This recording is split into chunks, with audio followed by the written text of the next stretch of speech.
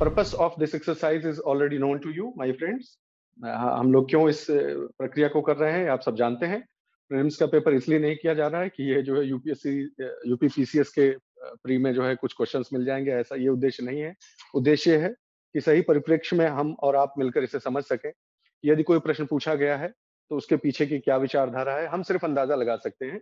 और यह बिल्कुल ना समझिएगा इस बात से कि हम ये कहना चाह रहे हैं इस प्रक्रिया से कि अगर आपने ये पढ़ा होता तो आप ये सवाल कर ले गए होते। नहीं, वो पर्पस नहीं है, क्योंकि वो कोई नहीं कह सकता है। यही सच्चाई वास्तविकता है। This element of uncertainty is what makes an exam competitive, any exam for that matter.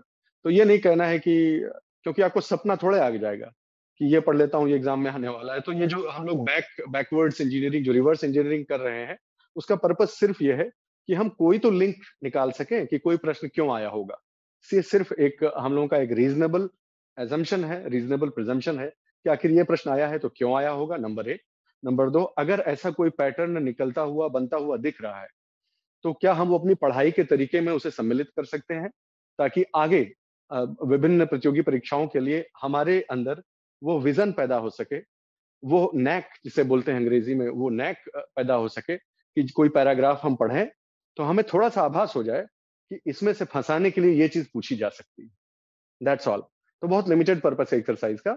और ये भी जानना आवश्यक है कि जो नए अभ्यर्थी हैं, अब जुड़ रहे हैं धीरे धीरे प्रिपरेशन के लिए, नए अभ्यर्थी जो है वो क्या क्या सबक ले सकते हैं, पढ़ाई के तरीके में अपने क्या संशोधन कर सकते हैं, और कैसे अपनी पढ़ाई के तरीके में और एग्जाम हॉल में जो परफॉर्मेंस करनी है उसमें मैच कैसे एस्टेब्लिश किया जाए, उनको कैसे जो है वो एक सूत्र में पिरोया जाए। तो ये सब उसके उद्देश्य हैं। जल्दी से बिना समय नष्ट किए हुए हम इस अपने पेपर पे आ जाते हैं।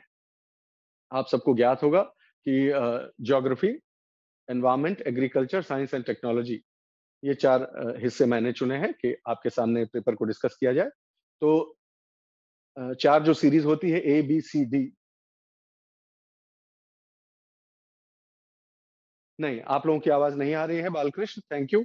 और जो है कोई भी दिक्कत होगी, आपकी तरफ से कोई डिस्टरबेंस होगा तो मैं आपको सूचित कर दूंगा। तो जो चार सीरीज हैं, series A, series B, series C और डी, उसमें से सीरीज बी जैसा कि आप जानते ही होंगे, सीरीज बी का ये पेपर है। तो क्वेश्चन नंबर, ताकि आपको जो है वो क्वेश्चन नंबर देख के कंफ्यूजन नहीं हो, इसलिए मैं कह रहा हूँ, ठीक है। तो ये क्वेश्चन नंबर 27 जो लिखा हुआ है, अगर आप किसी और सीरीज का पेपर रखे हुए हैं तो ये अलग हो जाएगा, इसलिए मैं सलाह देता हूँ अगर आप चाहें तो जो है बी सीरीज का पेपर रख लें सामने, नहीं तो कोई बात नहीं, आप सवालों को समझते चले, ठीक है। पहले मैं अंग्रेजी में बता देता हूँ सवाल, फिर उसका हिंदी में अनुवाद कर देता हूँ, और फिर हम और आप मिलकर इसका विश्लेषण करते हैं। तो पहला प्रश्न पूछा गया है कि why is there a concern about copper smelting plants. सीधा सीधा सवाल है कि जो कॉपर स्मेल्टिंग प्लांट्स होते हैं उनको लेकर आखिर क्यों चिंता जताई जा रही है, क्या परेशानी है, आपको क्या लगता है कि वो किस वजह से जो है वो समाज में चिंता का विषय बने हुए हैं, ये प्रश्न है, ठीक है। पहले हम अपनी सहज बुद्धि के अनुसार प्रयास करते हैं कि इन तीनों जो तीनों विकल्प जो तीनों वक्तव्य दिए गए हैं, कथन दिए गए हैं, इनमें से कौन सी चीज हमारे सहज बुद्धि से सही या गलत हो सकती है। हालांकि मैं जानता हूं कि क्योंकि अब हमको उत्तर पता है, उत्तर हमको पता है, इसलिए अब आत्मविश्वास से कह देना ये बहुत आसान है। लेकिन मैं अभी की बात नहीं कर रहा हूँ। आपको ध्यान होगा, जो लोग साथ में मार्गदर्शन के जुड़े हुए हैं, हमने इम्तिहान से पहले ही लगभग 5 दिन या एक सप्ताह पहले 10-12 पॉइंट्स आपको बताए थे कि ये 10-12 पॉइंट्स आप प्रीलिम्स के एग्जाम में ध्यान रखिएगा, वो आपको मदद कर सकते हैं, कम से कम एलिमिनेट करने में हेल्प कर सकते हैं।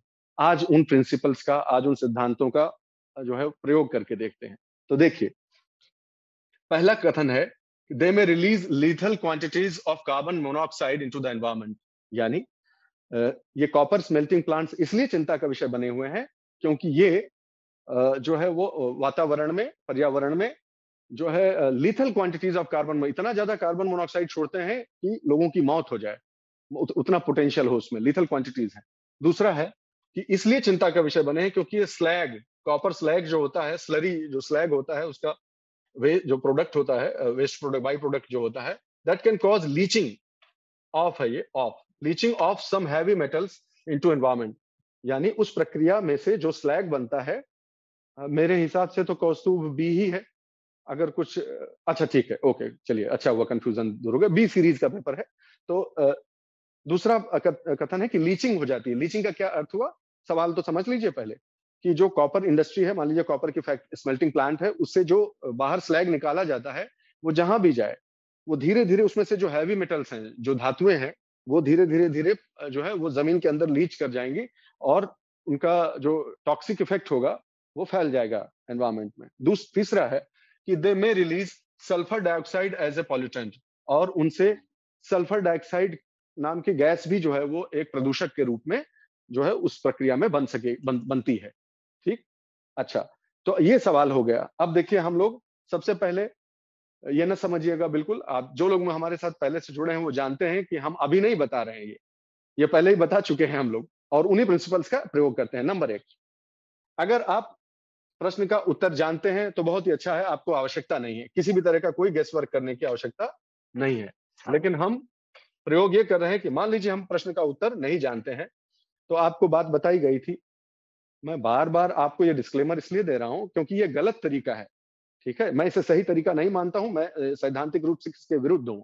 लेकिन प्रश्न पत्र अब आ चुका है, तो आपको सारे पक्ष में बता रहा हूं। मैं सैद्धांतिक रूप से इसके विरुद्ध हूं कि किसी जुगाड़ से सवाल सही करना चाहिए, लेकिन कई बार आवश्यकता पड़ती है अभ्यर्थियों को, ऐसा उन्होंने बोला, तो हम अपने जो सीखा है हमने वो लगाते हैं। पहली चीज हमने सीखी थी कि कोई भी एक्सट्रीम जो स्टेटमेंट हो, एकदम एक्सट्रीम, जब वो आ जाए तो थोड़ा सा सजग हो जाइएगा। हम ये नहीं कह रहे हैं कि वो गलत होगा, उस पर ज्यादा विचार करिएगा। तो पहला स्टेटमेंट देखिए कि they may release lethal quantities, यानी वो कार्बन मोनोऑक्साइड की इतनी ज्यादा मात्रा रिलीज करते हैं, या कर सकते हैं, या करने की संभावना रहती है कि लोगों की उससे मौत आ जाए, मौत हो जाए। तो अब आप बताएं कि क्या कॉपर जो स्मेल्टिंग प्लांट है वो अभी अभी नया नया चीज है कोई? क्या कब से चल रहा है ये चीज?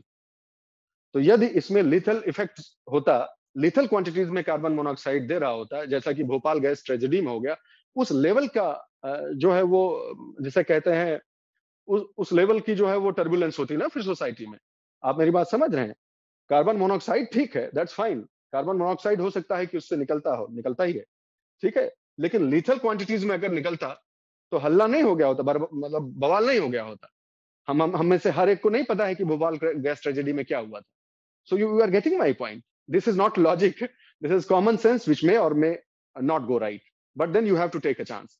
तो मेरे हिसाब से अगर मैं इसे सॉल्व करता तो इसको मैं एक्सट्रीम स्टेटमेंट कहूंगा। दूसरा, द कॉपर स्लैग ठीक है, this is fine, and this is also fine, that's fine, क्योंकि देखिए यहां पर कैन लगा हुआ है, ठीक है, मे रिलीज हो गया है, और कोई एक्सट्रीम स्टेटमेंट नहीं है। मे यहां भी है, लेकिन ये एक्सट्रीम पॉसिबिलिटी है, एक्सट्रीम पॉसिबिलिटी है, ठीक है। इन दोनों में एक्सट्रीम पॉसिबिलिटी नहीं है और संभावना बनी हुई है। फाइन।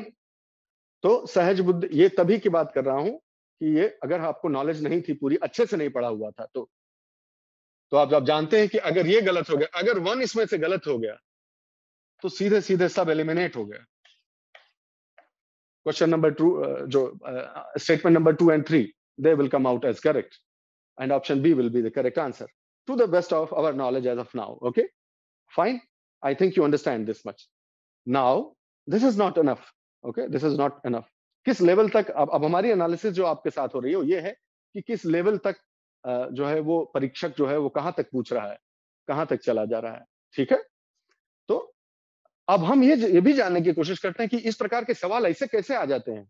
ऐसे तो सर फिर तो कोई कोई पॉसिबिलिटी ही नहीं है, मतलब कितना पढ़ लेंगे। सूरज के नीचे कहते हैं कि जो कुछ भी हो सब जनरल स्टडीज का ही सिलेबस है, इस तरह की बातें की जाती हैं, और फिर दो चार लोग जो है वो आलोचना भी करते हैं परीक्षक की या उस संस्था की आलोचना करने लगते हैं। मेरे विनम्र विचार में, और मैं सब्जेक्ट टू करेक्शन हूँ, मैं गलत हो सकता हूँ, आप में से कुछ सही हो सकते हैं, लेकिन मेरा विचार ये है, आज मेरा सेशन है तो मैं अपना विचार रख देता हूँ कि मान लीजिए 100 सवाल है, ठीक है, 100 सवाल पूछा गया है, और उसमें आप जानते हैं कि 50 सवाल करके, 50 सवाल अगर नेट नेट 50 सवाल सही हो जाए तो आप पास हो सकते हैं। यह बात सही है, ये भी आप मानते होंगे कि लगभग पहुंच सकते हैं, ठीक है। मैंने बताया रोहित जी आपको, अच्छा आपको, आप बता रहे हैं, ओके, आप साझा कर रहे हैं कि मे की वजह से, लेकिन मे के बाद यहाँ पर एक एक्सट्रीम स्टेटमेंट भी छुपा हुआ है, वो भी हमको बहुत सतर्क रहना पड़ता है कई बार, ठीक है। इसी तरह वो डिस्गाइज करते हैं, क्योंकि उन्हें भी मालूम है ना कि हम लोग इस तरह के जुगाड़ जो है वो 10 दिन पहले एग्जाम के बताते रहते हैं, तो वो मिक्स भी कर दिया है उन्होंने। खैर fine. there are no general propositions of universal application in this exam. We are just discussing what reasonable certainties we can look at. तो 100 में से 50 सवाल करके आदमी जो है वो पास होने की संभावना हो जाती है, आप सब जानते हैं। तो ये बात सही है कि कुछ 10-15 सवाल ऐसे आएंगे जिसका किसी को हवा नहीं लगेगा। ये बात सही है, एकदम सही बात है, ठीक है। और क्योंकि फिर नहीं तो अब रटने वाले का फेवर हो जाएगा ना, तो इसलिए जरूरी है कि ठीक है, उस पर हमको कोई बात, जो हमारे हाथ में नहीं उस पर कोई बात नहीं करेंगे। आपको 50 ही सवाल सही करना है, आपको सारा फोकस इस पर रखना है कि कैसे नेक्स्ट 50 क्वेश्चन हमारे अच्छे से सही हो जाए। यानी अगर आप 80 सवाल अटेम्प्ट करते हैं तो कुछ ऐसा हो जाए कि ज्यादा गलती नहीं हो और घूम घुमा के आंकड़ा जो है वो 50-55 के आसपास हमारा 50-52 सवाल जो है वो सही हो जाए। ये जो बोल रहा हूँ, ये वाला छोटा सा पार्ट जो मैंने बोला, इतने सवाल उतना सवाल, वो इसलिए सिर्फ बोल रहा हूँ कि यह एनालिसिस करके आप जो है वो सब सवाल सही नहीं कर पाएंगे। 15-20 सवाल ऐसे आएंगे, 10 सवाल ऐसे आएंगे जो नहीं आते हैं, किसी भी तरह से नहीं आते हैं। फिर थोड़े सवाल ऐसे आएंगे जिनको थोड़ा बहुत रीजनेबली जो है अटेम्प्ट करके उन्हें ठीक किया जा सकता है। तो इस प्रकार से ही यही सच्चाई है। यहाँ पर जो है ब्लैक एंड व्हाइट में कुछ भी नहीं है, ठीक है। ये जो है मैथमेटिक्स में जिसे कहते हैं ना, ये जो है वो डिस्क्रीट सीरीज नहीं है, या कॉन्टिन्यूअस सीरीज है। इसमें बहुत सारे ग्रेडेशंस, बहुत सारे कंसिडरेशंस आ जाते हैं। खैर आगे जल्दी से बढ़ जाते हैं। तो अब अगला हमारा जो वो है, जो हमारा इन्वेस्टिगेशन है, वो ये है कि इस प्रकार के सवाल कहाँ से आ जाते हैं। कुछ ना कुछ तो होना चाहिए। तो इसके दो उत्तर हैं मेरे पास। पहला उत्तर यह है कि अगर आप पॉल्यूशन के बारे में पढ़ रहे हैं और आप जानते हैं कि समाज के लिए, देश के लिए और विश्व के लिए, तीनों स्तर पर, हमेशा ध्यान रखिएगा, कोई भी टॉपिक पढ़ते समय जिनका इन तीनों में कॉमन इंपॉर्टेंस हो, सोसाइटल इंपॉर्टेंस हो, नेशनल इंपॉर्टेंस हो और ग्लोबल इंपॉर्टेंस हो, उसको छोड़ने का, आप उसको ठीक से पढ़ने का ही आपको प्रयास करना चाहिए। उसका छोड़ना आप अफोर्ड नहीं कर सकते। तो हम देखते हैं कि यह सवाल, अगर आप पॉल्यूशन पढ़ रहे हैं तो स्टैटिक पोर्शन के भी रूप में आपको पढ़ना ही पड़ेगा। इस तरह की चीजें जो नए नए पॉल्यूटेंट्स आ रहे हैं, या जिन पर ज्यादा जो है हल्ला हुआ है, या जो पिछले 1-2 साल में न्यूज में रहे हैं, ठीक है। मैं बहुत सोच समझ कर ये बोल रहा हूँ कि पिछले 1-2 साल में न्यूज रहे हैं, क्योंकि इधर के कुछ प्रश्न पत्र देखने से ऐसा आभास होता है, ऐसा एहसास होता है कि जो विंडो रहती थी कि 1 साल का देख लीजिए बस हो जाएगा, एग्जाम से 1 साल के पहले का देख लीजिए, करंट अफेयर्स वही करंट अफेयर्स है। ये जो धारणा है वो अब टूटती हुई नजर आती है। जो सोशल, नेशनल और ग्लोबल इंपॉर्टेंस की चीज है, वो चाहे 2-3 साल पुरानी भी हो गई हो, तभी आपको आना चाहिए। नेचुरल सी बात है, क्योंकि वो इतना मैसिव इम्पैक्ट है उसका जो है हम लोगों के ऊपर, कि वो थोड़ी पुरानी भी हो जाए तो उसके बारे में जनरल आइडिया होना चाहिए, ठीक है। तो यहाँ पर कोई वाटर टाइट लकीरें नहीं होती है, इस प्रकार से तैयारी नहीं होती है। आज समय बदल चुका है, ठीक है। तो जब अब तो स्टैटिक, मेरा कहना है कि यह सवाल स्टैटिक पोर्शन की पढ़ाई के रूप में भी किया जाना चाहिए, लेकिन लेकिन किसी कारण से उधर ध्यान न गया हो तो इस तरह के समाचारों पे भी ध्यान जाना चाहिए। कम से कम यहां से पकड़ लीजिए, ठीक है। स्टैटिक पोर्शन में please do not understand, I am not say, please do not misunderstand that I am saying कि जो है आप जो है ये करंट अफेयर्स का सवाल है। नो, पॉल्यूशन जब आप पढ़ रहे हैं तो आपको बहुत अच्छे से पढ़ना चाहिए। पॉल्यूशन ऐसा टॉपिक है जो कभी भी आउट ऑफ फैशन नहीं हो सकता, और उसके तौर पे ही पढ़ना चाहिए था। लेकिन मिस भी कर गए होते तो कम से कम आपको ये न्यूज फॉलो करनी चाहिए थी। डेट, जो न्यूज की डेट है वो छोटे अक्षरों में लिखी हुई है, 26 अप्रैल 2021 का ये समाचार है। इंडियन एक्सप्रेस का ये एक समाचार छपा हुआ है। Tamil Nadu allows Vedanta Sterlite copper to reopen, all you need to know about the plant, और उस प्लांट के बारे में और उससे होने वाले पोल्यूशन के बारे में पूरी न्यूज में नीचे लिखा हुआ। तो मैं आशा करता हूं कि आप, पहला प्रश्न आप समझ गए इसके कितने पक्ष हैं, ठीक है। पहले तो आपको स्टैटिक पोर्शन में ही आना चाहिए था, नहीं आया तो कम से कम न्यूज से कवर हो जाता। न्यूज को नहीं ध्यान रख पाए तो कम से कम एलिमिनेशन की जो फर्जी फर्जी ही कहूंगा, ये तो फर्जी जुगाड़ है, कभी लगा कभी नहीं लगा, लेकिन ठीक है चलिए। अगर कम से कम एलिमिनेशन इंटेलिजेंटली हम कर पाते तो कम से इन तीनों में से कोई भी एक चीज काम कर जानी चाहिए, ठीक है। तो मैं यहाँ आंसर बताने के लिए नहीं हूँ, आंसर की आप सबके पास है ऑलरेडी, अलग अलग कोचिंग्स में निकाली होंगी, वो हमारा पर्पस नहीं है। फिर भी इंडिकेट कर दिया गया है बोल्ड में, that's not our purpose. Our purpose is to let you understand the nature of the questions asked, the triggers behind them, and then how, what lessons can we take. Okay, let's move on to the next question. Okay, so your next question is again this is related to uh, an industrial जो है element, ठीक है। With reference to furnace oil, consider the following statements. जो furnace oil होता है, भट्टी जो होती है, उसमें जो तेल होता है, वो उसके बारे में क्या-क्या सही है? It's a product of oil refineries, some industries use it to generate power, it's use causes sulphur emissions into the environment. Obviously ये जो है फिर पॉल्यूशन की तरफ आप चले गए। ये फिर पॉल्यूशन का ही क्वेश्चन है, एनवायरनमेंट का क्वेश्चन इसको मानिए। अगर आपने न्यूज़ फॉलो की है, अगर आप कहीं जो है वो फर्नेस ऑयल कहीं न्यूज़ में रहा है, या कुछ नहीं तो कम से कम इंडस्ट्रियल पॉल्यूशन आपने ठीक से पढ़ा हुआ है, तो ये सवाल आपको आ जाना चाहिए था। ठीक है? ये it is a product of oil refineries, some industries use it to generate power, it's use causes sulphur emissions into the environment. तीनों इंफॉर्मेशन बेस्ड क्वेश्चन है, एज सिंपल एज दैट। इसमें एलिमिनेशन का बहुत ज्यादा स्कोप नहीं है, थोड़ा सा है। जब ये ओपन एंडेड पॉसिबिलिटी छोड़ दी गई है कि some industries use it to generate power, ठीक है? यही लाइन लिखी होती कि this can be use to generate power, this may be use to generate power, तो भी वैसा अर्थ बन जाता। अगर आपने इंफॉर्मेशन स्टैटिक पोर्शन में नहीं पढ़ा है, तो कहीं ना कहीं आपको ये न्यूज आइटम फॉलो करना चाहिए था। देखिए, ये एक बहुत बड़ा हो हल्ला हुआ था, ठीक है? न्यूज भी आया था, तिरुवनंतपुरम से छपी हुई जो समाचार है, द हिंदू में भी आया हुआ है, ठीक है? आप देखिए, ensure ban on pet coke and furnace oil, NGT directs, national green tribunal ने सीपीसीबी को जो है वो डायरेक्शन दिया था। 2020 का ये किस्सा है, और ये 10 फरवरी 2021 को ये न्यूज भी आई, ठीक है?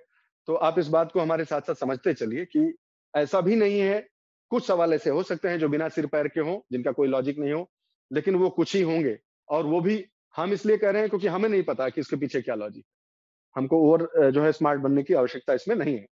ओपन माइंड से हम सुनेंगे, ओपन माइंड से इस एनालिसिस को समझने का प्रयास करेंगे। देखिए, फिर पूछा इन्होंने कि व्हाट इज ब्लू कार्बन?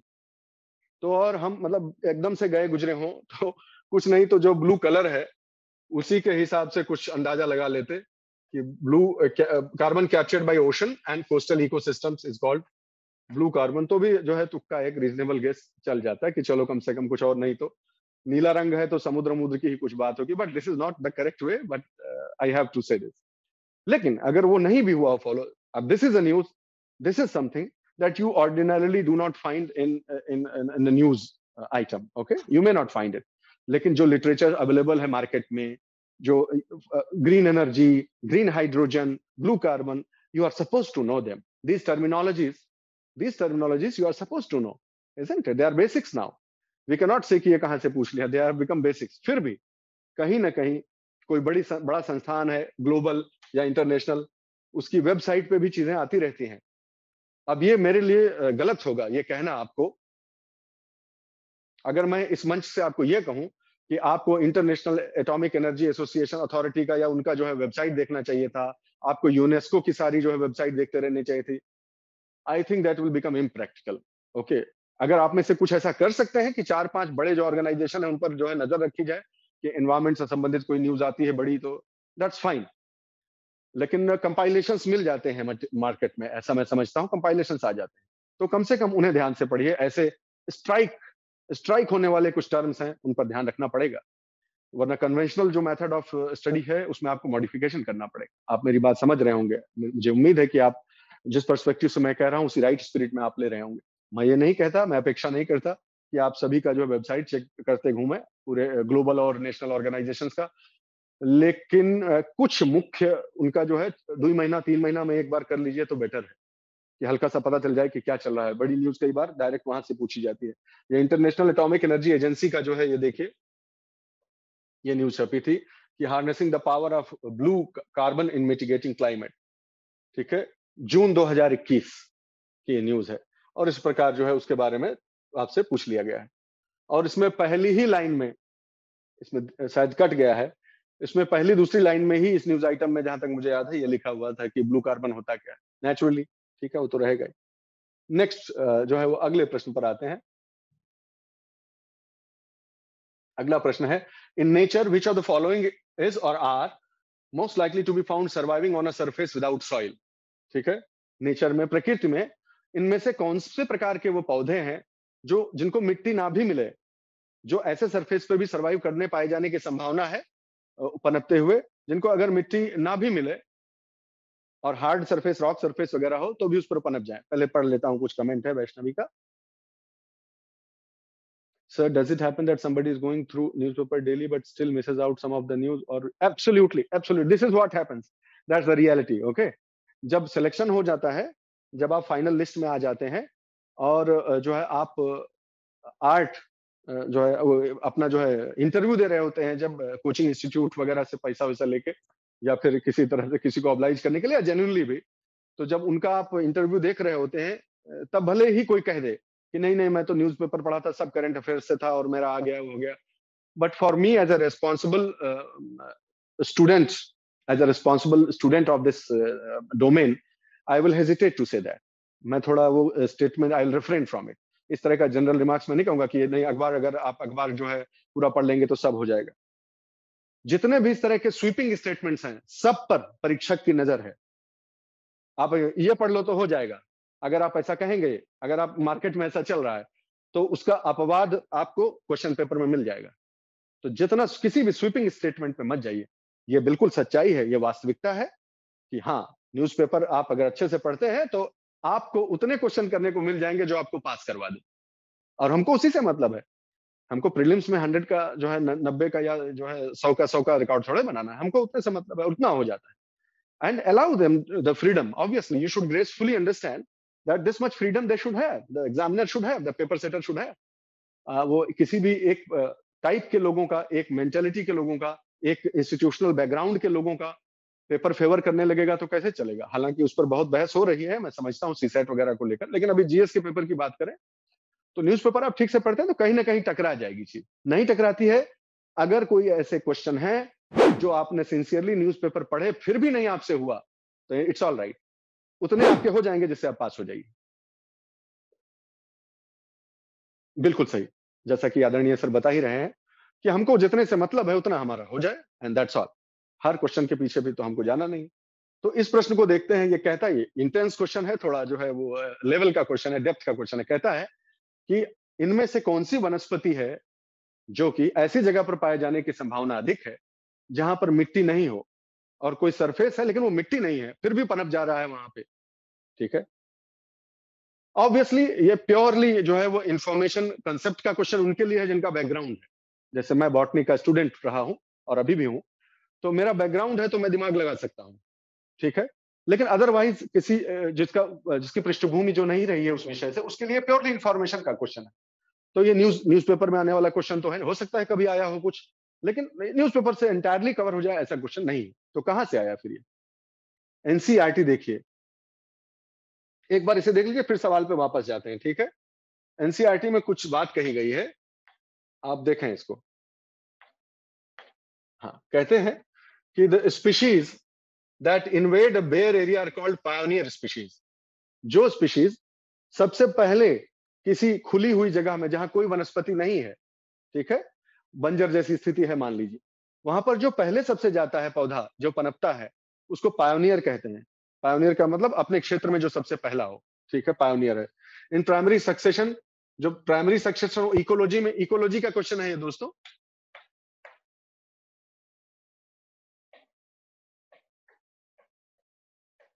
हाँ, इकोलॉजिकल सक्सेशन का जो चैप्टर है उसका ये हिस्सा है, उसकी हेडिंग है इकोलॉजिकल सक्सेशन, एनसीईआरटी में दिया हुआ है। तो यूजुअली कौन होते हैं, बोलता है कि लाइकेंस। जो लाइकेंस होते हैं, लाइकेन आप जानते होंगे अगर आपने थोड़ा बहुत भी पढ़ा होगा, तो फंगाई और एल्गी, यानी शैवाल और जो फंगस है, ठीक है, वो दोनों आपस में जब मिल जाते हैं, उनका एक सिम्बायोटिक एसोसिएशन होता है, आप जानते होंगे, इसमें बताने की जरूरत नहीं। ठीक है। तो वो लाइकेंस पहले होते हैं जो एसिड सिक्रीट करते हैं। एसिड पैदा, जहां जहां जिस रॉक पे वो जम गए हैं उसमें एसिड पैदा करेंगे, रॉक को तोड़ डालेंगे, फिर धीरे धीरे टूटते टूटते जो मृदा, मिट्टी से सॉइल फॉर्मेशन की जो प्रोसेस है ना, वो मृदा संश्लेषण हो जाता है, उससे मिट्टी बन जाती है। वो लाइकेन सबसे पहले जाते हैं और बाकी लोगों के लिए जगह बना देते हैं, धीरे धीरे धीरे करके आगे जो है वो एक घास का मैदान बन गया, फिर जंगल बन गया, इस तरह इसको सक्सेशन कहते हैं। एक के बाद जो एक कैसे वनस्पतियां उगती जाती हैं। ठीक है। तो वो यहाँ पर दिए हुए हैं, लाइकेंस दिए हुए हैं। ठीक है। क्या कहता है, बाद में छोटे छोटे प्लांट्स जैसे ब्रायोफाइट्स, जो कि बहुत छोटी सॉइल, बहुत कम सॉइल हो, उसको भी होल्ड करके अपना पनप जाते हैं। तो 2 हिंट यहां पर ही दे दिया है आपको एनसीईआरटी ने, एक लाइकेन्स और एक ब्रायोफाइट्स। अब देखते हैं कहीं कुछ और दिया हुआ है क्या? एक दूसरे एनसीईआरटी में ही प्लांट किंगडम में जो पहला हमने देखा वो इकोलॉजिकल सक्सेशन का था। आपको इंटरडिसिप्लिनरी पढ़ना पड़ेगा, अच्छे से पढ़ना पड़ेगा, तब होगा सवाल। एनसीईआरटी का सवाल है कि ब्रायोफाइट्स जो होते हैं इनको एम्फीबियन भी कहा जाता है। जैसे जैव जगत में, ठीक है, एनिमल किंगडम में जैसे एम्फीबियन किसको कहते हैं? मेढक वेढक को एम्फीबियन कहते हैं। क्यों कहते हैं? क्योंकि जल से स्थल, जलीय जीवन से स्थलीय जीवन के बीच की जो कड़ी है वो एम्फीबियंस है, कि पानी में भी जी सकते हैं और स्थल पे भी जी सकते हैं। इसी तरह वनस्पति जगत में, in the plant kingdom, these are called amphibians of plant kingdom, the bryophytes. ठीक है, इनको क्यों कहा जाता है? इसीलिए कहा जाता है दोस्तों, क्योंकि पानी से ये निकले हैं। इनकी उत्पत्ति जो हुई है, उत्पत्ति और विकास हुआ है पानी से हुआ है, और जमीन की तरफ अब जो है जैसे जैसे जीवन जमीन की तरफ गया, तो ये कहीं भी जो है वो उगते हैं। तो अभी इनमें रूट सिस्टम डेवलप नहीं हुआ है। आपको याद होगा, अगर आप भूले ना हो, जिन्होंने हमारी क्लास की थी साइंस की, उसमें मैंने 5 किंगडम क्लासिफिकेशन का एक ट्रिकी तरीका बताया था।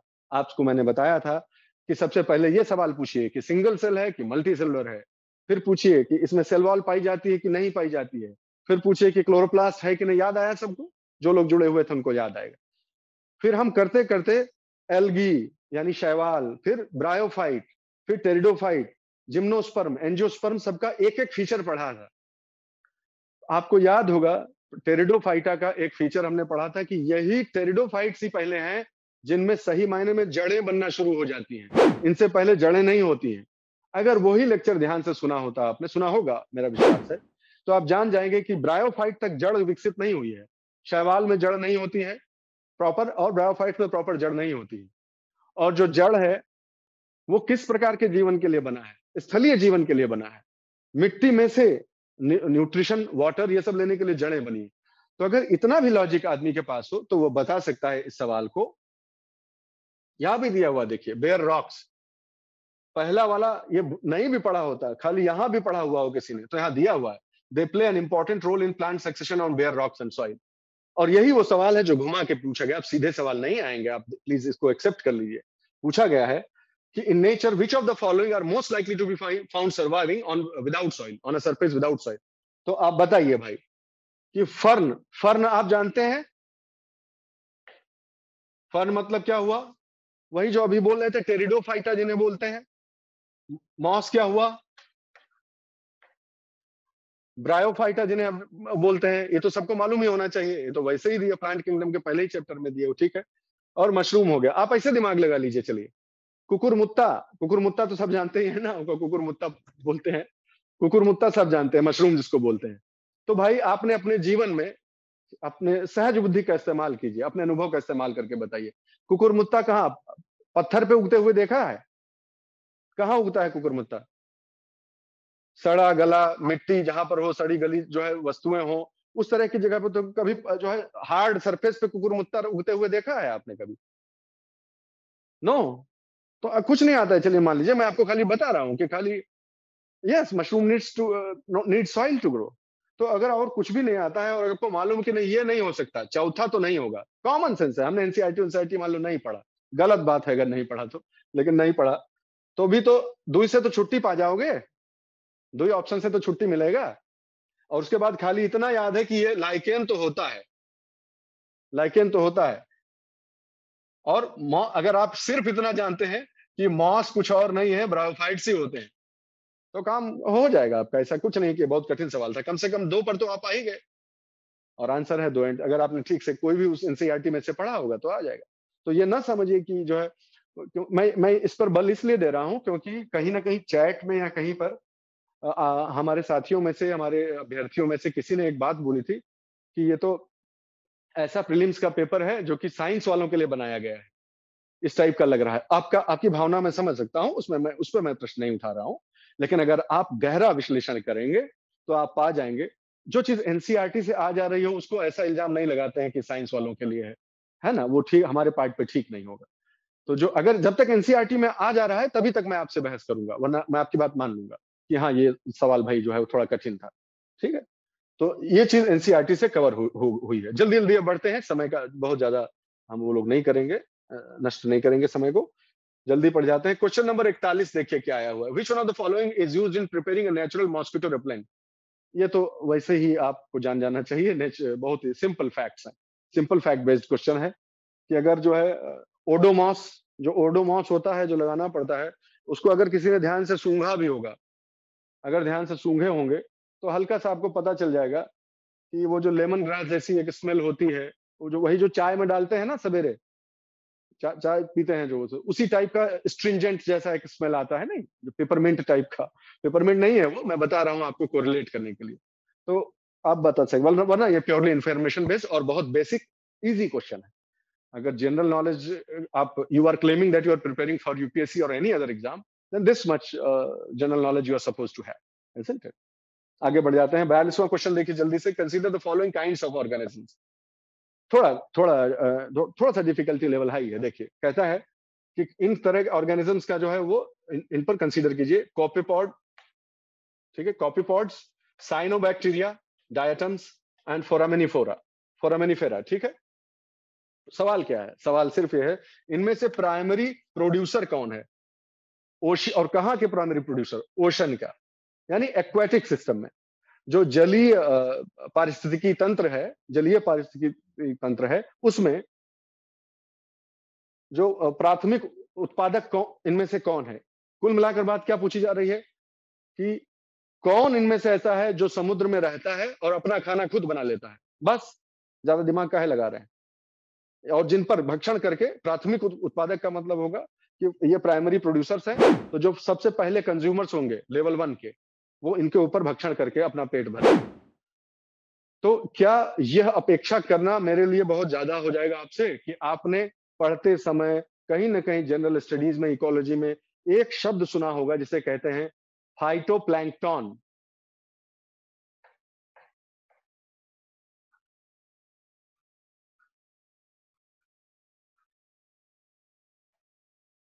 जरा चैट में जवाब दीजिए कि ये शब्द सुना है क्या आपने?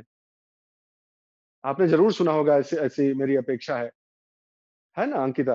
बिल्कुल, ये शब्द तो आपने कहीं ना कहीं सुना होगा। अगर खाली इतना भी सुना हो कि फाइटोप्लैंक्टन्स क्या होते हैं, ठीक है, तो अब वहां पर फाइटोप्लैंक्टन लिख के छोड़ दिया मान लीजिए, ठीक है, मान लीजिए एनसीईआरटी में या किसी जीएस की किताब में फाइटोप्लैंक्टन लिख के छोड़ दिया, तो अब आपकी जिम्मेदारी है कि ये शब्द के क्या अर्थ हैं और इसके क्या उदाहरण है। इतना गूगल आप कर लीजिए, इतना आप इंटरनेट पे सर्च कर लीजिए, किसी से पूछ लीजिए और फिर अपने नोट्स बना लीजिए। इतनी मेहनत करनी पड़ेगी। ऐसे मैं कितने सवाल आपको दिखा दूंगा अभी, जिसमें सवाल वहां से उठा है जहां पर किताब ने लाके छोड़ा है, उसके बियॉन्ड आपने क्या होमवर्क किया, वहां से सवाल है। शायद ये इसलिए पूछा जाता, अगर मैं परीक्षक होता तो इस प्रकार के सवाल मैं इसलिए बनाता क्योंकि मैं ये जानने में इंटरेस्टेड हूं। यस सुशील, बिल्कुल सही। मैं ये जानने में इंटरेस्टेड हूं कि क्या आप उस प्रकार के एक संजीदा और समर्पित छात्र हैं या छात्रा हैं जो कि अपने कान में पड़ने वाली कोई इंफॉर्मेशन, अपने आंख के सामने आने वाली कोई घटना, उसकी तह तक जाने की टेंडेंसी रखते हैं कि नहीं? या इट्स ओके, आपको फर्क नहीं पड़ता है कि ये क्या लिखा हुआ है? इस तरह का अफसर नहीं चाहिए किसी को, ठीक है? इस तरह का ब्यूरोक्रेसी वैसे ही परेशान है, ऐसे अफसर बिल्कुल नहीं चाहिए। जिनके सामने कोई चीज आई है और वो उसकी रूट तक जाकर उसको इन्वेस्टिगेट करके उसके बारे में पूरी इंफॉर्मेशन लेने की टेंडेंसी न रखते हो, ऐसे लोग नहीं चाहिए भाई। ठीक है, ये मेरा आइडियलिज्म है। लोग तो कैसे कैसे पहुंच जाते हैं, लेकिन ठीक है, कोई बात नहीं। मैं अगर परीक्षक होता तो मैं इस प्रकार का प्रश्न जरूर बनाता। मैं सारे ही प्रश्न ऐसे बनाता कि जो है सिर्फ किताब पढ़ के आप ना पास होइए। आपके अंदर वो जिज्ञासा होनी चाहिए कि आप उस सवाल के पीछे जा सकें, थोड़ा सा होमवर्क कर लें। कम से कम इंपॉर्टेंट टॉपिक्स पे कर लीजिए। आपको 50 सवाल ही तो कह रहा हूं मैं, 50 नेट सवाल सही करने की ही तो बात है। ठीक है, तो ये मेरा छोटा सा मतलब विनम्र मेरी विचारधारा है, आप इससे असहमत हो सकते हैं।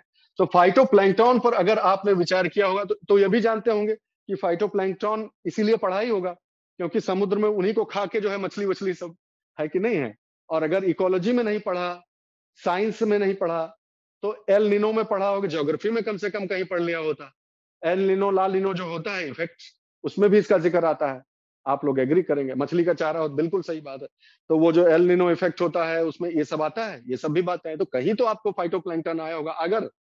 अगर फाइटोप्लैंक्टन आपने सुना है तो आपकी जिम्मेदारी है, नैतिक जिम्मेदारी है एक विद्यार्थी के तौर पर कि आप उसके पीछे जाते। और अगर आप उसके पीछे जाते और कहीं नहीं भी जाते और कहीं नहीं भी जाते, एनसीईआरटी को ध्यान से देखा होता। ठीक है? सबसे लास्ट देखिए, मैं जो कह रहा हूँ उसके पीछे मैं अपने देखिए, अगर आप पढ़ पा रहे हो, हाँ, मुझे लगता है पढ़ पा रहे होंगे। The green plant in the ecosystem terminology are called producers. ठीक है, प्रोड्यूसर्स कहलाते हैं हरे वाले पौधे, क्योंकि अपना खाना बना सकते हैं।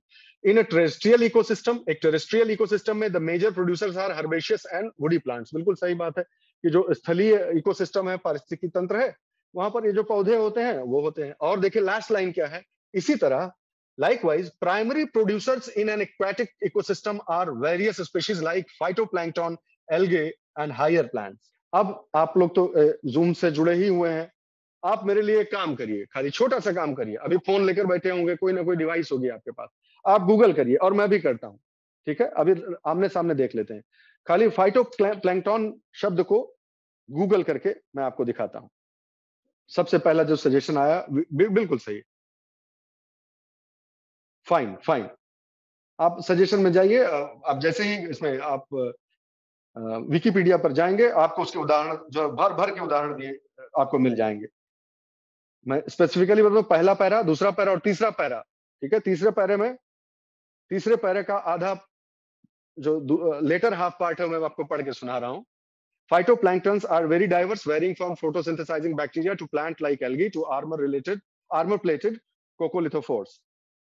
लास्ट लाइन एग्जांपल्स की लाइन है, important groups of phytoplankton include diatoms, cyanobacteria and डायनोफ्लैजेलेट्स।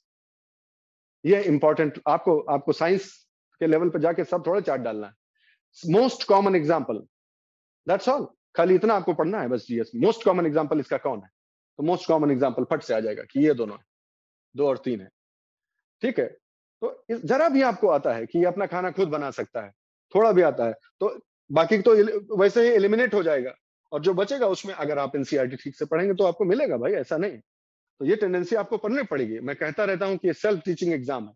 तो सेल्फ टीचिंग का क्या मतलब हुआ, यही मतलब हुआ सेल्फ टीचिंग का, कि जितना दिया हो, कहते हैं अगर बहुत ही जो है वो पोएटिक काव्यात्मक तरीके से कहा जाए, तो मैं सीधे सीधे आपको बता दूं कि सीरियस तैयारी पढ़ाई की तब शुरू होती है जब किताब बंद हो जाती है। यही सच्चाई है। किताब आपने पढ़ लिया, आप उसमें गलतफहमी में मत रहिए कि आप यूपीएससी की तैयारी कर रहे हैं। किताब जहां से बंद हो जाती है, आपकी सोच चालू होती है, आप उस पर विचार करना शुरू करते हैं, आप उसके लिए इंफॉर्मेशन का जो है वो इन्वेस्टिगेशन करते हैं, तब आप समझिए कि तैयारी आप कर रहे हैं। प्लीज, ठीक है, आगे बढ़ते हैं। ये देखिए पूछ रहा है, अब ये सवाल जो है वो वाकई एक, अगर आप पहले से आपको वाइल्ड लाइफ में इंटरेस्ट नहीं है तो थोड़ी दिक्कत आती है।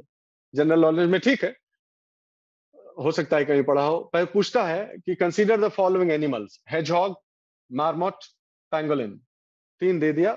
ठीक है, और पूछता है कि to reduce the chance of being captured, इनमें से कौन है। कहने का सिंपल सा ये है, ओहो,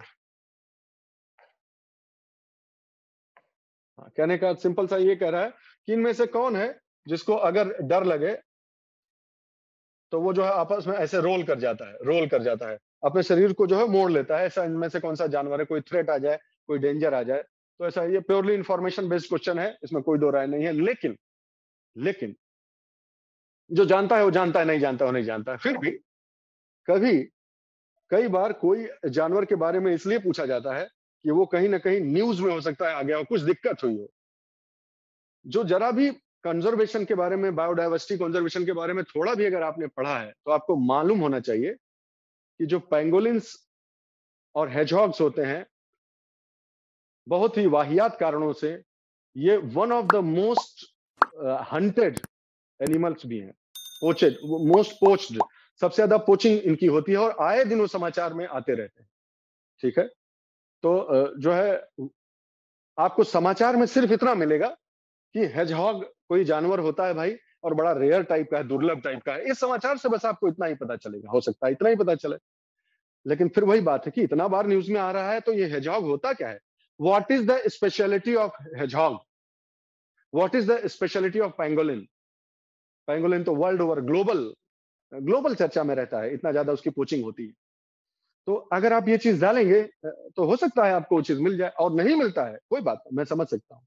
कि सर ये तो बड़ा आदर्शवादी बात कर रहे हैं आपकी, हर एक न्यूज के पीछे कितनी न्यूज आती है, किसके किसके पीछे जाएंगे, मैं समझ सकता हूँ, आई गिव यू दैट कि हो सकता है आप नहीं कर पाए, कोई बात नहीं।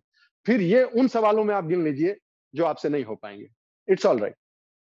My purpose is not to enable you to attempt all the 100 questions and get them right.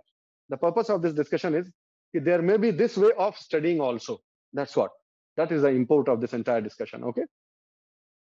हमेशा ये न्यूज में, जो न्यूज में रहे उसके बारे में थोड़ा सा देख लीजिए कि what is the speciality, what is the special feature, why it is being talked about, थोड़ा जान लेंगे तो अच्छा रहेगा। नेक्स्ट क्वेश्चन है, with reference to New York declaration on forest which of the following statements are correct. ये information based question है, बहुत जगह पे मैंने ढूंढा, कोशिश की, लेकिन कोई आपने कहीं मटेरियल में, कहीं कंपाइलेशन में पढ़ लिया होगा, या 2014 में ये हुआ था, तो मैंने ये कोशिश की कि अब फिर से क्यों न्यूज में आ रहा है। ठीक है, तो बहुत सारे हो सकता है, और उसका एंगल दूसरा भी हो सकता है। कई बार एंगल इसलिए भी पूछा जाता है कि आपको इंटरनेशनल रिलेशंस वगैरह की अच्छी जानकारी है कि नहीं। जैसे एग्जाम्पल के तौर पर आप देखें कि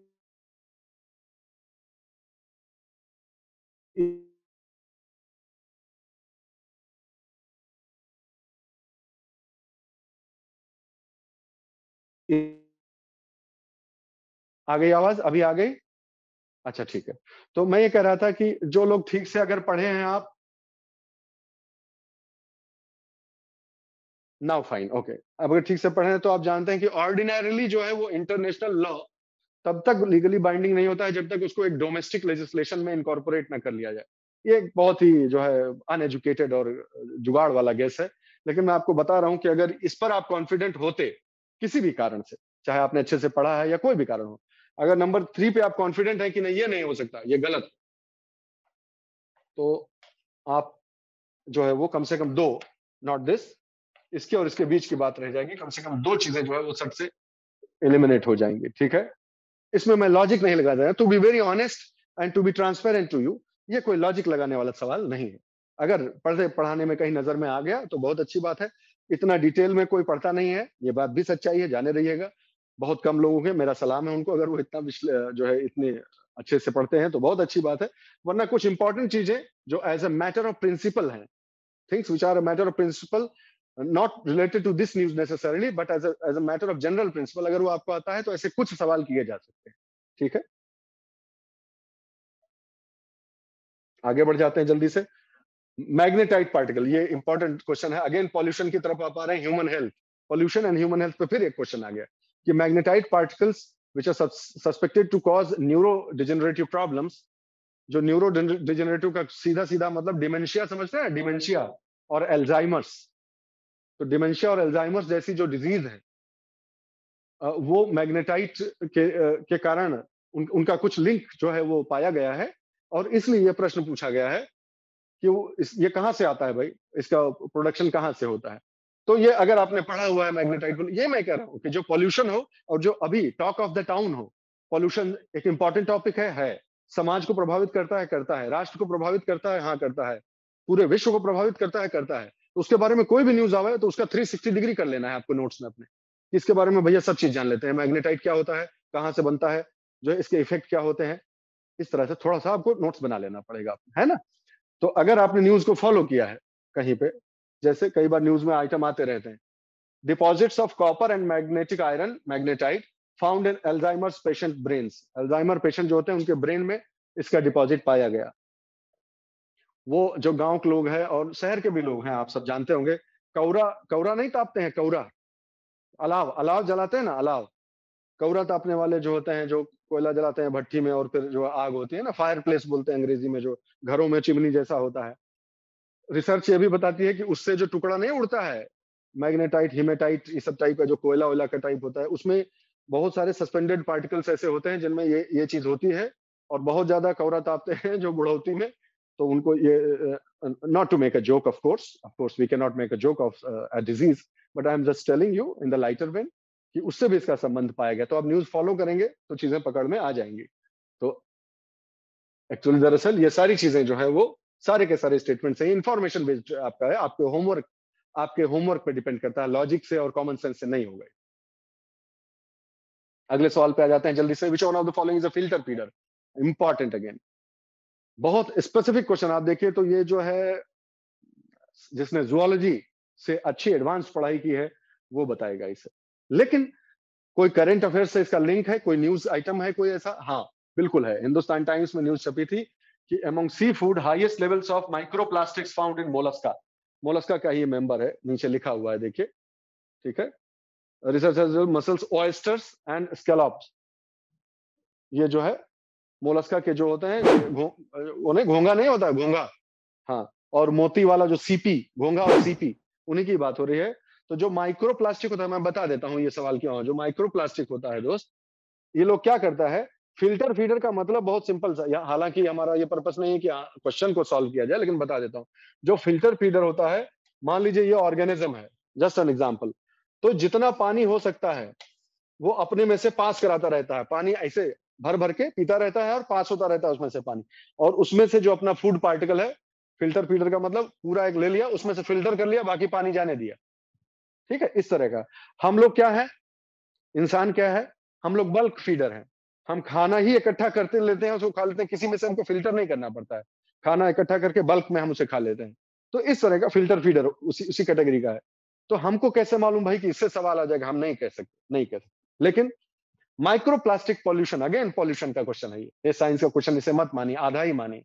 माइक्रो प्लास्टिक जो फाउंड इन जो ऑयस्टर्स हैं, उसमें जो उसमें भी पाया गया, और जो लोग उसे खाए उनके शरीर में भी पाया गया माइक्रो प्लास्टिक। इस पर बहुत बड़ा हंगामा हुआ, बहुत बड़ी न्यूज बनी। और उससे पता चला जो है कि अच्छा, ये फिल्टर फीडिंग करते हैं, इसीलिए जो भी खा लिया सब पूरा प्लास्टिक चला गया अंदर, और फिर उनके शरीर में जाके डिपॉजिट हो जाता है। ठीक, तो इस प्रकार से प्रश्न उठ जाते हैं। क्या सिर्फ एक न्यूज पढ़ के इस सवाल को सॉल्व किया जा सकता है? पता नहीं, आपके होमवर्क और एजिलिटी दोनों पर डिपेंड करता है। ठीक है, लेकिन ऑयस्टर इतना ज्यादा बार बोला जा चुका है, लोग इसको खाते हैं, और उस पर जो है एक एनवायरमेंटल इशू बन चुका है। तो I think that calls for this thing. दिसंबर 27 2020, दिसंबर 2020 का यह समाचार है।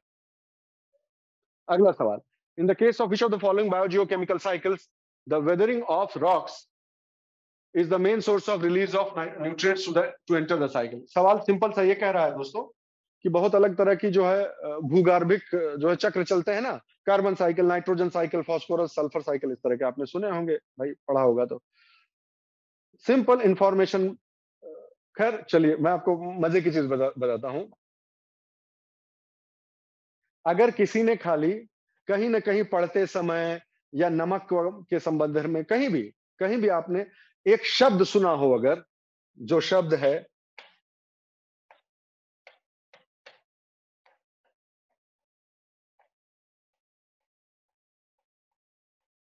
क्या आपने कभी ये शब्द सुना है, रॉक फॉस्फेट? रॉक फॉस्फेट, पहले मैं जुगाड़ की चीज बता देता हूं, फिर सीरियस टॉक पे आते हैं। रॉक फॉस्फेट कहीं ना कहीं गाहे बगाहे कान में कहीं पड़ा होगा, रॉक फॉस्फेट ऐसी चीज आई होगी आपके दिमाग में। अगर इतना भी आया होता तो आप जान जाते कि रॉक का फॉस्फोरस से कुछ संबंध है। ठीक है, तो उस बेसिस पर हो सकता है आप गेस कर पाते। I do not know whether this is the correct logic to attempt this question, but लेकिन अगर बार बार आपने ठीक से पढ़ा है तो रॉक फॉस्फेट जैसी चीज आपके दिमाग में आई होगी, नहीं आई होगी। अब सिंसियर तरीका क्या है? बहुत ही आसान सिंसियर तरीका है दोस्त। सिंपल सा, आपको सिर्फ एनसीईआरटी से, और ये दो चार एनसीईआरटी की बात नहीं हो रही है, कक्षा 11-12 के अंदर ही, या 10वीं की, या 11वें और 12वें की में ही सब मिल जा रहा है, ज्यादातर चीजें मिल जा रही हैं। ठीक है, phosphorus is a major constituent of biological membranes, फलाना फलाना फलाना फलाना फलाना धमाका। देखिए, the natural reservoir of phosphorus is rock which contains phosphorus in the form of phosphates। तो हम अपन दोनों लॉजिक सही है दोस्तों। अगर जुगाड़ वाला लॉजिक है कि कहीं सुना था रॉक फॉस्फेट, उस हिसाब से यही सही कर देते हैं फॉस्फोरस, तो भी सही है सवाल, और वो साइंटिफिकली भी सही है। और अगर आपने इस लाइन को ध्यान से पढ़ा है कि जो नेचुरल रिजर्वायर्स है फॉस्फोरस का, जो नेचुरल सोर्स है वो क्या है, तो पता चला रॉक्स हैं। आपका सवाल सही हो जाएगा, एक पैरा खाली, दैट्स ऑल। और ये सब वो टॉपिक्स हैं, ध्यान रखिएगा, मैं पूरा एनसीईआरटी पढ़ने के लिए नहीं कर रहा हूँ। ये वही टॉपिक्स हैं जो बार बार हम आपको बोलते रहते हैं कि भाई जो साइंस टेक्नोलॉजी में अगर पढ़ रहे, इन्वायरमेंट में पढ़ना है ना, तो ये लास्ट के 3 चैप्टर पढ़ लो, लास्ट के 4 चैप्टर पढ़ लो, ये उनमें से है। आप ये मत समझिएगा कि जो है पूरी एनसीईआरटी कहने, ये सब जो मैं जितने ये स्नैपशॉट दिख रहे हैं ना आपको बाकी सवालों में, ये सब गिनती के 4-5 चैप्टर्स में से ही है। तो इसका कोई बहाना चलेगा नहीं, please. Sir, does it happen generally that distinct newspapers feature distinct news? I won't say that, Vaishnavi, to be very frank, because it is an era of competition and media industry is also highly competitive. So a news that finds a place in today's newspaper in, say, paper A will definitely find a place in another newspaper, say tomorrow or day after. Ultimately, the news gets covered. This is my experience. So you can rest assured. You choose one newspaper and then follow it religiously. Okay. We will take a session under sir's guidance. We will take a session as to how to choose a good newspaper. Okay और हम लोगों की भी कोशिश रहती है कि हम लोग खुद ही न्यूज़पेपर का एनालिसिस करके आपको बता दिया करें। ऐसी भी क्लासेस चलाने की सर करते ही रहे हैं और हम लोग सोच भी रहे हैं कि आपको क्यों उसमें भी समय बहुत ना वेस्ट हो। अखबार तो पढ़ना ही पड़ेगा, लेकिन हम आपकी इतनी इतनी असिस्टेंस जरूर कर देंगे कि ये सारी न्यूज बहुत इंपॉर्टेंट है, इन्हें पढ़ लीजिए। इतना शुरू शुरू में हम बता देंगे, फिर आप अपने आप काबिल हो जाएंगे, आप जानने लगेंगे कि ये न्यूज हमारे काम की है और ये नहीं। ओके, आगे बढ़ जाते हैं। Which of the following are detritivores? Detritivores कौन से हैं इनमें से? यानी मरा मरा जो डेट्रिटस जो है, डिकम्पोज चीजें खाने वाले कौन से हैं? ठीक है, जो डिकम्पोज कर दें उनको। डेट्राइटिवोर्स कौन से हैं? डिकम्पोज कर दें जो चीजों को। तो केचुआ तो वैसे ही मालूम होना चाहिए आपको, और कुछ नहीं आता है तो केचुआ तो वैसे ही मालूम होना चाहिए। और मैं आपको एक उदाहरण दे रहा था, एक सिद्धांत की बात बोल रहा था कि अब परीक्षक इस प्रकार के प्रश्न रख रहे हैं कि आप जो है वो किताब में जहां तक बात लिखी गई है उसके आगे भी 2 कदम और चल सकते हैं कि नहीं। They want to test whether you have the tenacity to walk that extra mile or not. This is the tendency that is appearing in these papers. So you should have the willingness and the tenacity to walk that extra mile. अब वो जमाना आ चुका है दोस्त, please समझ जाइए इस बात। तो उदाहरण देख लेते हैं। हमको क्या मालूम, इतना सारा तो पढ़ा ही नहीं, तो साइंस का क्वेश्चन लग रहा है इकोलॉजी का क्वेश्चन है। क्यों? आप देख लीजिए और आप खुद बताइएगा, अगर मैं इधर उधर की बात नहीं कर रहा हूं। कहते हैं कि डेट्राइटिवोर्स और ब्रैकेट में दिया है एग्जाम्पल अर्थवर्म। बस इतना देके छोड़ दिया कि जैसे कि केचुआ। तो आपका बनता है, अगर आप सीरियस स्टूडेंट हैं तो ये फैंसी टाइप का टर्म है कि नहीं है, टेक्निकल टाइप का टर्म है कि नहीं। जैसे ही कोई टेक्निकल टाइप के टर्म, सर हाँ बिल्कुल बिल्कुल, हाँ बिल्कुल कहा जा, बिल्कुल सही बात है। अगर आपको याद हो तो हम लोग उसमें जब रॉक सिस्टम पढ़ रहे थे, हाँ रोहित आप सही बात है, वहां से भी लॉजिक तो लगाई जा सकती है, कहीं ना कहीं पे जो है कुछ ना कुछ बैठ जाता है अगर हमने थॉरोली स्टडी की है। So let us come back to it. It is again say fancy term, technical type का लग रहा है। जैसे ही अगर आप किसी पृष्ठभूमि के नहीं है, विज्ञान वाले जो भूगोल नहीं पढ़े हो सकते हैं, जो है दूसरे साइड वाले हो सकता है विज्ञान नहीं पढ़े हो, इस तरह की सिचुएशन आ सकती है, बहुत सही बात है। इंटरनेशनल रिलेशन नहीं पढ़ा हो, पॉलिटी नहीं पढ़ा हो, जैसे ही कोई टर्म आए कि ये तो भयानक टाइप का लग रहा है, हमको नहीं मालूम है, अजीब सा लग रहा है, सावधान हो जाइएगा कि इसको थोड़ा अच्छे से पढ़ लेते हैं। टर्म्स को, फ्रेजेस को अच्छे से पढ़ने की आदत डालिए। तो डेट्राइटिवोर्स लिखा है और एग्जाम्पल दिया है अर्थवर्म। आपको सिर्फ ये करना था कि कॉमन एग्जाम्पल्स ऑफ डेट्राइटिवोर्स। तो डेट्राइटिवोर्स का जो कॉमन एग्जाम्पल है वो क्या है? एक तो पता है हमको, केचुआ। खाली इतना अगर डाल दें हम, आई डू नॉट नो, मैंने निकाला था इसका। हाँ वो उसी तरह बार बार समय नहीं नष्ट करना है। आप डाल के देखेंगे गूगल में, तर आपको ये सब एग्जाम्पल्स पता चल जाएंगे। ठीक है, आपको एग्जाम्पल्स जो है मिल जाएंगे। केचुआ हो गया, मिलीपीड हो गया, वुडलाइस हो गया, ये इसका एग्जाम्पल है। मैं इससे जानता हूं, लेकिन मैं नहीं चाहता कि आपको जो थॉरोली सब कुछ नॉलेज है, लेकिन ऐसे स्पेशल टर्म्स तो बनता है जो एनसीईआरटी ने हाईलाइट करके बोल्ड करके दिया हुआ है, वो भी आप अगर नहीं ठीक से पढ़ेंगे तो दैट्स नॉट डन। ओके, आगे बढ़ जाते हैं, जल्दी से खत्म करते हैं, समय की सीमा है हमारे पास। तो the common carbon metric supported by UNEP, information based news based question है, आप इस बात को समझ सकते हैं। न्यूज में आया हुआ है कि बाकी सबका तो बात होता रहता है कि जो है गाड़ी से इतना धुआं निकल रहा है, इंडस्ट्री से इतना धुआं निकल रहा है, लेकिन जो ये रियल एस्टेट स्ट्रक्चर्स हम क्रिएट कर रहे हैं, बिल्डिंग्स जो क्रिएट कर रहे हैं, उनकी एनर्जी एफिशिएंसी की बात भी तो होनी चाहिए। उसी से संबंधित एक न्यूज आई थी और उन्होंने carbon metric, common carbon metric का कॉन्सेप्ट निकाला था। सिंपल सा सवाल है, एबीसीडी वाला सवाल है, कोई कंफ्यूज करने वाला सवाल है। जानते हैं तो जानते हैं कि किससे संबंधित है, बिल्डिंग से संबंधित है, इतना भी अगर आपके दिमाग में है तो हो गया काम। नेक्स्ट क्वेश्चन है, विच of the following have species that can establish a symbiotic relationship with other organism? इनमें से कौन सा जानवर है जो किसी दूसरे जानवर, किसी दूसरे जीव या वनस्पति के साथ आपस में सिम्बायोसिस, सहजीविता सहजीविता का संबंध स्थापित करने के लिए जाना जाता है? कौन कौन से इसमें से हैं? तो जो है, ये तो सबको मालूम ही है, मैं ऐसा उम्मीद करता हूं, ये तो मालूम ही है, क्योंकि आपने लाइकेंस जो है वो जानते हैं आप, फंगाई तो आपको आइडिया, और लाइकेंस ही क्यों, छोड़ दीजिए। एक एग्जाम्पल है माइकोराइजा। कुछ ऐसे पौधे, वनस्पतियां होती है, माइको मतलब फंगस, राइजा मतलब रूट, किसी की रूट में, जड़ में रहने वाला फंगस। हम तुम्हें मदद कर देंगे भाई, तुम हमें मदद कर देना, दैट्स ऑल, यही सिम्बायोसिस होती है। ठीक है, तो ये ऐसा नहीं है कि वो चीज, देखो लिखा हुआ है, सिम्बायोटिक रिलेशनशिप का एग्जाम्पल है, for example certain fungi live in the roots of trees. तो हो गया, फंगाई तो एग्जाम्पल हो ही गया, अगर एको बार पढ़े होते तो फंगाई तो कम से कम कहीं, अब फंगाई पता चल तो गया है, लेकिन फिर भी अभी दो दो में हम जूझ रहे हैं कि 2 और 3 या 1, 2 और 3, ये लोग भी जो होते हैं कि नहीं। अब ये जानने के लिए अगर आपने न्यूज फॉलो किया हो तो आपको आइडिया आ जाएगा। कोरल कोरल रीफ्स का पोल्यूशन को लेकर जो किन शब्दों में मैं रखूं अच्छे से, आपने निश्चित रूप से पढ़ा होगा, प्रदूषण का जो प्रभाव है बायोडायवर्सिटी पर, उस संदर्भ में आपने जो मूंगा, जो मूंगा होते हैं समुद्र में, वो नष्ट होते, ब्लीच हो जाते हैं, नष्ट नहीं ब्लीच हो जाते हैं, वो आपने जरूर पढ़ा होगा। ऑस्ट्रेलिया का ग्रेट बैरियर रीफ, सी सरफेस के टेम्परेचर में अगर जरा भी राइज हो जाए तो जो है वो बहुत सेंसिटिव होते हैं, सब पढ़ा होगा।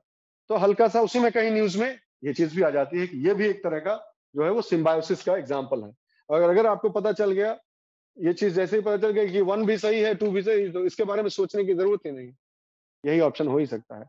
तो इस प्रकार से थोड़ा सा फंसाता है कि स्टैटिक पोर्शन मिल गया, ठीक है, डायनेमिक पोर्शन वहां से मिल गया, ऐसे भी सवाल आएंगे।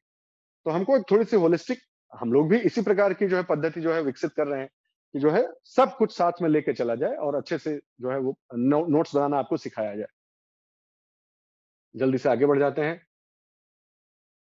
Question number 71 is that the vegetation of savanna consists of grassland with scattered small trees. The forest development in such areas is generally kept in check. कह रहा है, सिंपल सा कह रहा है कि जो सवाना ग्रासलैंड होता है उसमें जो है घासें होती हैं और कहीं कहीं बिखरे हुए जो है वो ट्रीज होते हैं। तो ये जो इनकी इनकी ग्रोथ है, जो क्या पूछता है, फॉरेस्ट डेवलपमेंट, जो ये ट्रीज हैं ये घास को रिप्लेस करके पूरी जगह, सब जगह छा क्यों नहीं जाते, जंगल ही क्यों नहीं बना देते, ये सवाल है। तो वो फॉरेस्ट का जो डेवलपमेंट है वो चेक में, कंट्रोल में कैसे रहता है, किन कारणों से रहता है? फायर दिया हुआ है, बरोविंग एनिमल्स एंड टर्माइट्स दिया हुआ है, ग्रेजिंग हर्बिवोर्स दिया हुआ है, सीजनल रेनफॉल दी हुई, सॉइल प्रॉपर्टीज दी हुई। हमको नहीं आता, हमको नहीं आता, ये जो है स्पेसिफिकली ये सवाल मान लीजिए नहीं आता। लेकिन अगर ज्योग्राफी में सवाना ग्रासलैंड का एक टाइप है ना, vegetation, types of natural vegetation, जो वो कहीं ना कहीं पढ़ते हैं, सवाना, ट्रॉपिकल रेन फॉरेस्ट, फलाना, सवाना ग्रासलैंड। तो क्या क्या हम उसके बारे में जानते हैं? हम ये पक्का जानते हैं कि इसमें तो कोई दो राय ही नहीं कि वहां सीजनल रेनफॉल होती है ना। ट्रॉपिकल रेन फॉरेस्ट में रोज रेनफॉल होती है, इसीलिए वहां पर ऐसा कंपटीशन होता है, जिसमें इतना ज्यादा पानी अवेलेबल है ग्रोथ के लिए कि सब बढ़ते हैं ऊपर। इतना ज्यादा हो जाता है कि ऊपर का जब छा जाता है तो नीचे अंधेरा जैसा हो जाता है, इतनी थिक ग्रोथ होती है ट्रॉपिकल रेन फॉरेस्ट में, आप सब जानते हैं ये चीज, ठीक है। और जो पौधे, जब पौधे जानते हैं कि बड़ा मुश्किल है इनसे कंपटीशन करना, तो इनका सहारा ले लिया जाए, यही हमारे भले में है। तो कुछ पौधे ऐसे भी होते हैं जो बड़े मोटे ट्रीज पर अपना सहारा लेके किसी तरह से ऐसे ऐसे रेंग रेंग के अपना किसी तरह सनलाइट प्राप्त कर लेते हैं कि ठीक है, हम तुमसे जमीन पे कंपटीशन नहीं कर सकते, लेकिन हमारे अंदर लचीलापन है, हमारे अंदर फ्लेक्सिबिलिटी है, तो हम उसका इस्तेमाल करके अडाप्ट कर जाएंगे और हम किसी तरह से लपेट ओपेट के, चढ़ बढ़ के जो है किसी से सनलाइट प्राप्त कर ले, पत्ते हमारे ऊपर हो जाएं, नीचे हम जो किसी तरह जड़ से पानी ले लेंगे और हम क्लाइंबर्स, जो चढ़ते हैं, क्लाइंबर्स स्पीशीज बन जाएंगे। तो ट्रॉपिकल रेन फॉरेस्ट में ऐसा होता है जहां रोज बारिश होती है। सवाना डेवलप ही क्यों होता है? ट्रॉपिकल रेन फॉरेस्ट ही वहां क्यों नहीं डेवलप हो जाता? इसीलिए तो, क्योंकि वहां सीजनल रेनफॉल होती है, हमेशा पानी नहीं होता है, ताकि थिक ग्रोथ हो सके। तो ये तो कम से कम हमको मालूम होना ही चाहिए, वैसे ही मालूम होना चाहिए। और 4 नंबर अगर मालूम है कि 4 नंबर सही है भाई, इसमें कोई दो राय नहीं है, तो ये 2 एलिमिनेट हो गया, अब बचा 2। अब आप दिमाग लगा लीजिए इस चीज को, या तो कॉमन सेंस का इस्तेमाल करिए कि भाई soil properties are not the dominant factors जो डिसाइड करते हैं कि यहाँ कैसी। क्यों, आप खुद बताइए भाई। आप जरा सोच कर बताइए, हमने जो क्लासेस किए हैं इंडिया के पर्सपेक्टिव में किए हैं क्लासेस, कि ट्रॉपिकल रेन फॉरेस्ट यहाँ वेस्टर्न घाट के पास पाया जाता है, वहां पाया जाता है, उस तरह की वनस्पति पाई जाती है, वो पाई जाती है। लेकिन क्या इसी प्रकार हमने सॉइल भी इसी बेसिस पे बांटा है क्या, कि वेस्टर्न घाट में ऐसी सॉइल पाई जाती है, वहां पे ऐसी सॉइल पाई जाती है? नहीं। So soil is not the most dominant factor to determine which kind of the vegetation will grow there. It is rainfall, temperature. ये दो फैक्टर ज्यादा डोमिनेंट होते हैं। सॉइल तो जो है उसका लैटिट्यूड इतना होता है कि एक से अधिक टाइप के पौधे वहां उग सकते हैं, isn't it? और कुछ ना याद आए, चलो सॉइल वाला नहीं याद आया आपको, मान लो इतना नहीं दिमाग लगा पाए, तो सवाना शब्द दिमाग में आते ही कहाँ की याद आनी चाहिए आपको? कौन से कौन से कॉन्टिनेंट, कहाँ का याद आना चाहिए? सवाना जैसे ही दिमाग में, अगर जरा भी टेलीविजन देखे हो, नई जनरेशन के लोग हो, तो सवाना याद आता ही कहाँ का आना चाहिए? अफ्रीका का याद आना चाहिए। अफ्रीकन सवाना बोलते हैं ना। जेब्रा चर रहे हैं, विल्ड बीस्ट चर रहे हैं, लायन लोग शिकार कर रहे हैं, चीता, चीता जानते हैं ना, तेंदुआ नहीं, चीता। चीता जो है 97 किलोमीटर पर आवर की स्पीड से दौड़ के जो है वो गैजल का शिकार कर रहा है। ये सब कहाँ होता है? अफ्रीका में होता है कि नहीं? तो अफ्रीका में ग्रेजिंग हर्बिवोर्स, और वही बातें हो रहा है।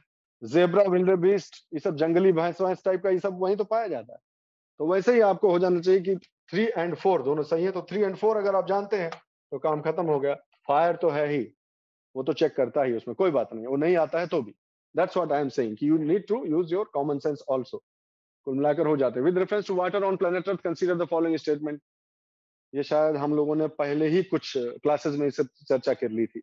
ये देखो, ये पाई चार्ट है, इसमें से इतने परसेंट हम लोग इसको, जो लोग साथ में क्लास किए थे वो सब पढ़े थे इसको, कि जो है वाटर बजट, अर्थ का वाटर बजट क्या है, वो हम लोगों ने पढ़ाई की थी। तो इन्फॉर्मेशन बेस्ड क्वेश्चन है, आपको जो है वो मालूम होना चाहिए। और वैसे भी अगर नहीं हो आता है तो ये पढ़ो ना, नदियों में और झील में जितना पानी है which is more than the amount of ground water, that's not correct. Ground water जो भूमिगत जल है उससे ज्यादा नदियों में है। No, that's not, that doesn't appeal to the common sense. Okay, ठीक है। कंसीडर द फॉलोइंग स्टेटमेंट्स पे आ जाइए। मोरिंगा, टैमरिंड, इमली और मोरी, सहजन, सहजन और इमली के बारे में सवाल है, तो कहीं ना कहीं न्यूज में रहा होगा। और क्या, न्यूज में रहा है भाई, ऐसा नहीं है, बिल्कुल न्यूज में रहा है। और अगस्त 2021, 15 अगस्त 2021 में तो न्यूज में आ भी गया, मतलब न्यूज़पेपर में आ गया। तो उससे 10-15 दिन पहले सरकार ने यह फैसला इस तरह का लिया होगा। तो इस प्रकार से चीजें जो है वो न्यूज में रही हैं, और इसीलिए मोरिंगा मिराकुलस प्रोडक्ट के रूप में जो है चाइना। और एक बार ऐसा मुझे याद आता है कि ये इंडिया एक अच्छा एक्सपोर्टर बन गया है मोरिंगा का, और चाइना वगैरह को भी बहुत महंगे प्राइस में एक्सपोर्ट हुआ था, कुछ ऐसा ध्यान आता है हल्का सा। तो वो उससे संबंधित है। आता है तो ठीक, नहीं आता है तो फिर कोई उपाय नहीं है। इंफॉर्मेशन और करंट बेस्ड क्वेश्चन है। जिसको ठीक से आता है तो वो एक दो पे भी एलिमिनेट कर सकता है, अगर उसे मालूम है तो। अगर मालूम है कि नहीं भाई ये जो है ये नहीं हो सकता, मोरिंगा का जो बीज, इमली के बीज से बायोडीजल नहीं बनता है, ठीक है, बायोफ्यूल इमली के बीज से नहीं बनता है। अगर इतना भी कहीं कॉन्फिडेंस है तो वैसे ही गेम ओवर हो जाएगा। लेकिन कोई बात नहीं, कुछ सवाल ऐसे होते हैं जो कि हम श्योरिटी से नहीं कह सकते, एक्सेप्ट कर लीजिए उस चीज को, कोई बात नहीं। नेक्स्ट क्वेश्चन पूछा गया है, यहू से आसान सवाल कोई हो तो बताओ हमका। यहू ऐसो, इससे भी गया गुजरा सवाल मिल जाए कहीं तो बताओ। ब्लैक कॉटन सॉइल इंडिया की जो है वो, ब्लैक कॉटन सॉइल इंडिया की जो है वो किस प्रकार की चीजों के क्षरण से बनती है? किस प्रकार की रॉक के क्षरण से? ब्राउन फॉरेस्ट सॉइल से ब्लैक सॉइल बनती है, कि वॉल्केनिक रॉक से सॉइल बनती है? कुछ और नहीं ध्यान आ रहा है तो ब्लैक है उसका कलर। तो वॉल्केनो से निकलने वाला जो रॉक सिस्टम है, उनसे जो बनता है रॉक सिस्टम, लावा जो है, इग्नियस जो सिस्टम पूरा बनता है, उससे बनता है। और दरअसल ये तो बहुत ही बेसिक सवाल है। अब याद कीजिए, जो लोग हम लोग जो साथ में पढ़ाई किए थे, उसको इसी तरह से पढ़ाया गया था। आप एनसीईआरटी में देखिए, कहीं ब्लैक सॉइल की हेडिंग में साफ साफ दिया नहीं है ये कि किस तरह के रॉक से बनता है। मैंने कोशिश की, लेकिन हमने इसको इस तरह से पढ़ा था कि पहले हम रॉक सिस्टम पढ़े थे, कि इंडिया का जो रॉक सिस्टम है वो कैसा है, ठीक है। इंडिया के रॉक सिस्टम को पढ़े थे कि ये डेक्कन ट्रैप है, यहाँ पर जो है ज्वालामुखीय प्रक्रियाओं के द्वारा पहले लावा पूरा फैल गया, फिर इस पर अलग अलग जलवायुवीय कारकों ने उस पर अपना काम किया और मृदा क्षरण हुआ और फिर मृदा बनी, उसी को आज ब्लैक सॉइल कहते हैं। हमने मैप को एक के ऊपर एक रख के दिखाया था कि इससे इस तरह की मिट्टी बनी है, इससे इस तरह की मिट्टी बनी है। रॉक सिस्टम, जिस तरह का रॉक सिस्टम, उससे उससे वैसी मिट्टी, सबको ध्यान होगा। और वही वही सवाल जो है वो पूछा गया है। हाँ, एक एक प्रश्न अखिलेश जी ने पूछा है कि मोरिंगा जो है वो शेड्स इट्स लीव्स। मोरिंगा अपनी जो पत्ती है, सहजन जो होता है, वो अपनी जो पत्तियां हैं वो हर साल, क्या कहाँ गया चैट? मोरिंगा, हाँ sir, moringa sheds its leaves every year. I have observe that, then how can be evergreen. अच्छा, आप ये पूछ रहे हैं कि जो मोरिंगा का पौधा होता है वो हर साल जो है वो अपनी पत्तियां, एवरी ईयर क्या आप ऐसे बोले ना कि एवरी सीजन में जो है वो मोरिंगा जो है वो अपना पत्ती गिरा देता है, आप ये कहना चाह रहे हैं? मेरे हिसाब से यही आपका कहना है कि सीजन में अगर पत्ती गिरा देता है तो फिर वो कैसे हो सकता है?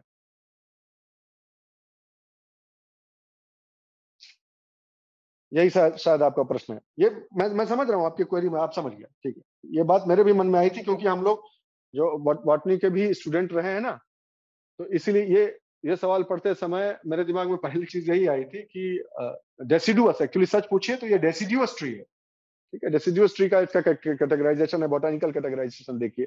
तो मोरिंगा की और इन्होंने जीनस का ही नाम लिया हुआ है, ड्रम स्टिक ट्री का एक्चुअली नाम लिया। तो जब ड्रम स्टिक ट्री बोल दिया जाए दोस्तों, आप इस बात जो मैं डिफरेंस बताना चाह रहा हूँ ये है कि इन्होंने,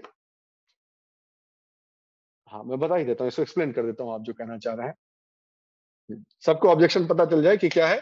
इनका कहना यह है कि मोरिंगा जो है वो, जो कि ड्रम स्टिक ट्री है, तो अब इसके स्पीशीज भी हो गया।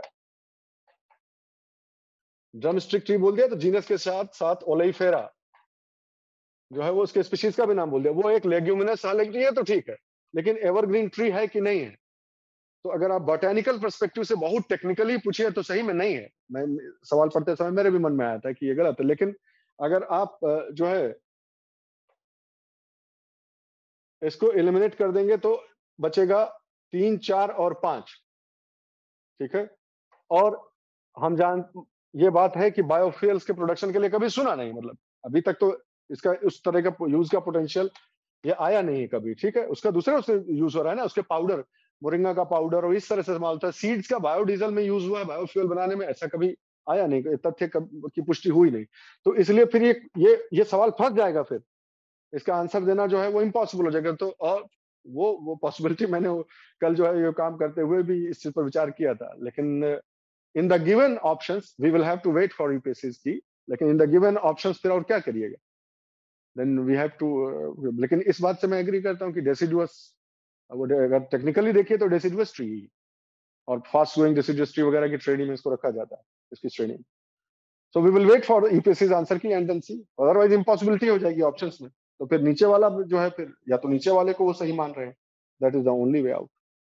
ओके, अरे जस्ट मिनट, वो बात ठीक है, वो ठीक है, लेकिन फिर भी कैटेगराइजेशन जो होता है ना, कि किसी एक समय पे अगर पूरी पत्तियां गिरा दी जाती हैं तो डेसिडुअस तो उसको कहा ही जाता है कि नहीं? तो इमली के बीज से बायोफ्यूल बना हो ऐसा कहीं ध्यान आता नहीं, मेरे नॉलेज में नहीं है, मेरे हिसाब से ऐसा उपयोग उसका हुआ नहीं। कोई बात नहीं, एक अभी यहाँ पर ये क्वेश्चन नहीं फिर से ध्यान रखिए, आप उद्देश्य को भटकिए ना, उद्देश्य से भटकेंगे तो फिर हम गलत एक लाइन पे जा रहे हैं। उद्देश्य से मत भटकिए, अभी यहाँ पर पर्पस सही गलत का वो करना नहीं है, ना हम सर्वज्ञ हैं ना आप हैं। ठीक है, अभी सिर्फ जान लीजिए कैसे सवाल पूछे जा रहे हैं, क्यों चीजें आ जा रही हैं और कैसे अटेम्प्ट किया जा सकता है एक रीजनेबल लिमिट पर, ताकि आपके उतने, यानी उतने नेट सवाल सही हो जाए हमारे। अपनी पढ़ाई का तरीका इस प्रकार से परिवर्तित किया जाए कि उतने नेट सवाल सही हो जाए जो हमें क्लियर करा सके एग्जाम। ब्लैक कॉटन सॉइल हो गया। With reference to the recent developments regarding recombinant vector vaccine, consider the following statements. Recombinant vector vaccine के बारे में, genetic engineering is applied in the development of these vaccines. Bacteria and viruses are used as vectors. कुछ इसमें सोचना ही नहीं है। इतना सारा पेंडेमिक को लेकर रहा है बॉल, कहीं ना कहीं आपने पढ़ा हो, नहीं भी पढ़ा हो, डायनेमिक पोर्शन में ना पढ़ा हो तो स्टैटिक पोर्शन में दिया हुआ है कि बैक्टीरिया एंड वायरसेस जो है वो दोनों ही वेक्टर्स के रूप में इस्तेमाल किए जाते हैं। और ये तो जनरल स्टेटमेंट है, तो सही है, इसमें कहा जेनेटिक इंजीनियरिंग तो यूज की ही जा रही है। In the context of hereditary diseases, consider the following statement से ही वो प्रश्न है जिसने मुझे बहुत कष्ट दिया था। मैं बताता हूँ क्यों कष्ट दिया था। क्योंकि आपको ध्यान होगा हम लोगों ने जेनेटिक्स पार्ट 2 में जेनेटिक डिसऑर्डर्स के बारे में चर्चा की थी, और हुआ यह था कि तब तक 2 घंटे पूरे हो गए थे, 2 घंटे समाप्त हो गए थे क्लास को चलते चलते, और मुझे लगा कि अब आपकी 10 दिन में प्री की परीक्षा है, तो अब इतना रुक जाते हैं इतने पर। जो चीज छोड़ी थी उस दिन, अगले 10-15 मिनट में जो कवर होने की थी और जो छोड़ दी थी वहां पे, वो साइटोप्लाज्मिक इनहेरिटेंस का ही था केस। कि साइटोप्लाज्मिक जो डिजीजेस होती हैं वो क्या होती हैं। डीएनए से होने वाली डिजीज तो हम समझ गए थे सब, क्रोमोसोम से, डीएनए से। लेकिन उसके न्यूक्लियस के बाहर सेल में जो साइटोप्लाज्म होता है, उसमें माइटोकॉन्ड्रियल डिजीज जो है वही अगला नंबर था। लेकिन जो है वो थोड़ा सा वो रह गया था उस दिन, तो उस पर ही सवाल आ गया। तो ऐसा ही होता है, कई बार भाग्य ऐसा होता है, कोई बात नहीं। तो अगर आपने फॉलो किया है एनसीईआरटी, अगर उस दिन कवर कर दी होती तो सवाल भी आपका हो गया होता। तो एनसीईआरटी, और सबसे इंपॉर्टेंट चीज कि जो एक रिवोल्यूशन की तरह, एक क्रांति की तरह न्यूज़पेपर्स में आता रहा हो 2 साल में, 3 साल में, वो भूलना नहीं चाहिए। 2-3 साल में अगर न्यूज में कोई चीज ऐसी आई कि ऐसा पहले कभी नहीं हुआ और जो है ये पहली बार मानव इतिहास में हुआ, तो वो थोड़ा सा दिमाग में बैठा लेनी चाहिए। ग्रीस में 3% baby born in medical revolution, कि इस स्पर्म किसी और का, एग एक माता का, स्पर्म पिता का, और लेकिन जो साइटोप्लाज्म से माइटोकॉन्ड्रिया है वो किसी और का। 3 लोगों का कंट्रीब्यूशन। क्यों? क्योंकि माँ से आने वाला जो माइटोकॉन्ड्रिया है वो डिफेक्टिव है, मान लीजिए, उससे आगे फिर बच्चे में डिजीज हो जाएगी, तो उसका माइटोकॉन्ड्रिया नहीं लिया जाता है, माइटोकॉन्ड्रिया किसी और से ले लेते हैं जिसका हेल्दी माइटोकॉन्ड्रिया हो। तो माइटोकॉन्ड्रियल डिजीज उस तरह से ट्रांसफर होती है। इस समय अपने को नहीं मिला, ठीक है। इस प्रकार से और नहीं भी, अगर हमने नहीं पढ़ा है, क्लास में नहीं हो पाया था, अगर सिर्फ एनसीईआरटी पढ़ी जाए तो धीरे सीधे आंसर है उसका, कुछ सोचने की जरूरत नहीं। ये तो सीधा सीधा सवाल ही है। ये तो Bollgard and Bollgard 2 technologies, Monsanto को लेकर इंडिया के सुप्रीम कोर्ट का जजमेंट आया था, इतने बड़े कंट्रोवर्सी पर एक जजमेंट आया था, उसमें भी इसका पूरा पूरा न्यूज आइटम देखेंगे, सीधे सीधे इसी पर बात ही हो रही है। बोलगार्ड 2 पर जो है वो बात हो रही है, करंट अफेयर्स में सीधा क्वेश्चन है जेनेटिकली मॉडिफाइड क्रॉप प्लांट्स के बारे में। नेक्स्ट क्वेश्चन है, in a pressure cooker the temperature at which the food is cook depends mainly upon which of the following. पूछ रहा है कि कुकर में क्या पूछ रहा है, ध्यान से सुनिएगा, यह सवाल को ठीक से पढ़ना भी आना चाहिए ना भाई। टेम्परेचर, जिस पर खाना, जिस तापमान पर खाना पकेगा, उस तापमान पर, ड्यूरेशन की बात नहीं हो रही है, ध्यान रखिएगा कि कितनी जल्दी खाना पकेगा, किस तापमान पर पकेगा, उसमें इनमें में से किसका योगदान होता है। Area of the hole in the lid, ये जो मान लीजिए प्रेशर कुकर है, इस प्रकार से प्रेशर कुकर है, तो जो सीटी रहती है उसके नीचे ये जो छेद रहता है, इसकी बात हो रही है, ठीक है। और वेट ऑफ द लिड, इसका वजन कितना होगा इस पर, इतना तो आप समझ ही सकते हैं कि इसका नाम प्रेशर कुकर है, तो ये प्रेशर अप्लाई करता है, ठीक है। तो जो है वो बॉइलिंग पॉइंट को मॉडिफाई कर देता है, और जो है दाल जो है वो अच्छे से गल जाती है फटाफट। तो उसका सीधा संबंध इस पर तो होगा ही, कितनी जो है कितना प्रेशर क्रिएट हो रहा है, उसके लीड पर भी डिपेंड करेगा, इसके वेट पर भी डिपेंड करेगा, दोनों पे। टेम्परेचर ऑफ द फ्लेम, नीचे से जो आग जल रही वो कितना ज्यादा, उसका टेम्परेचर कितना ज्यादा है, उस पर भी डिपेंड करेगा। अब इसी पे इसमें दो मत हो जाते हैं कि क्योंकि प्रेशर कुकर के अंदर की बात जब हो रही है, तो जो वेरिएबल्स हैं, वो दोनों की वेरिएबल्स की जब बात हो चुकी है, तो इस एक्सटर्नल फैक्टर की बात की जानी चाहिए कि नहीं, इस सवाल में फिट होता है कि नहीं। कोई बात नहीं, इतना दिमाग लगाने की जरूरत नहीं है, एक आध सवाल दाहिने बाएं भी हो जाएगा तो चले, इतना तो आपको जैसे 40 क्वेश्चन हम लोग कर रहे हैं, टोटल 40 क्वेश्चन कर रहे हैं, ठीक है। 40 क्वेश्चन में मैं आपसे सिर्फ 25 ही की तो उम्मीद कर रहा हूँ भाई। 25 नेट सवाल सही होने चाहिए, दैट्स ऑल, हमारे 40 क्वेश्चन में, ठीक।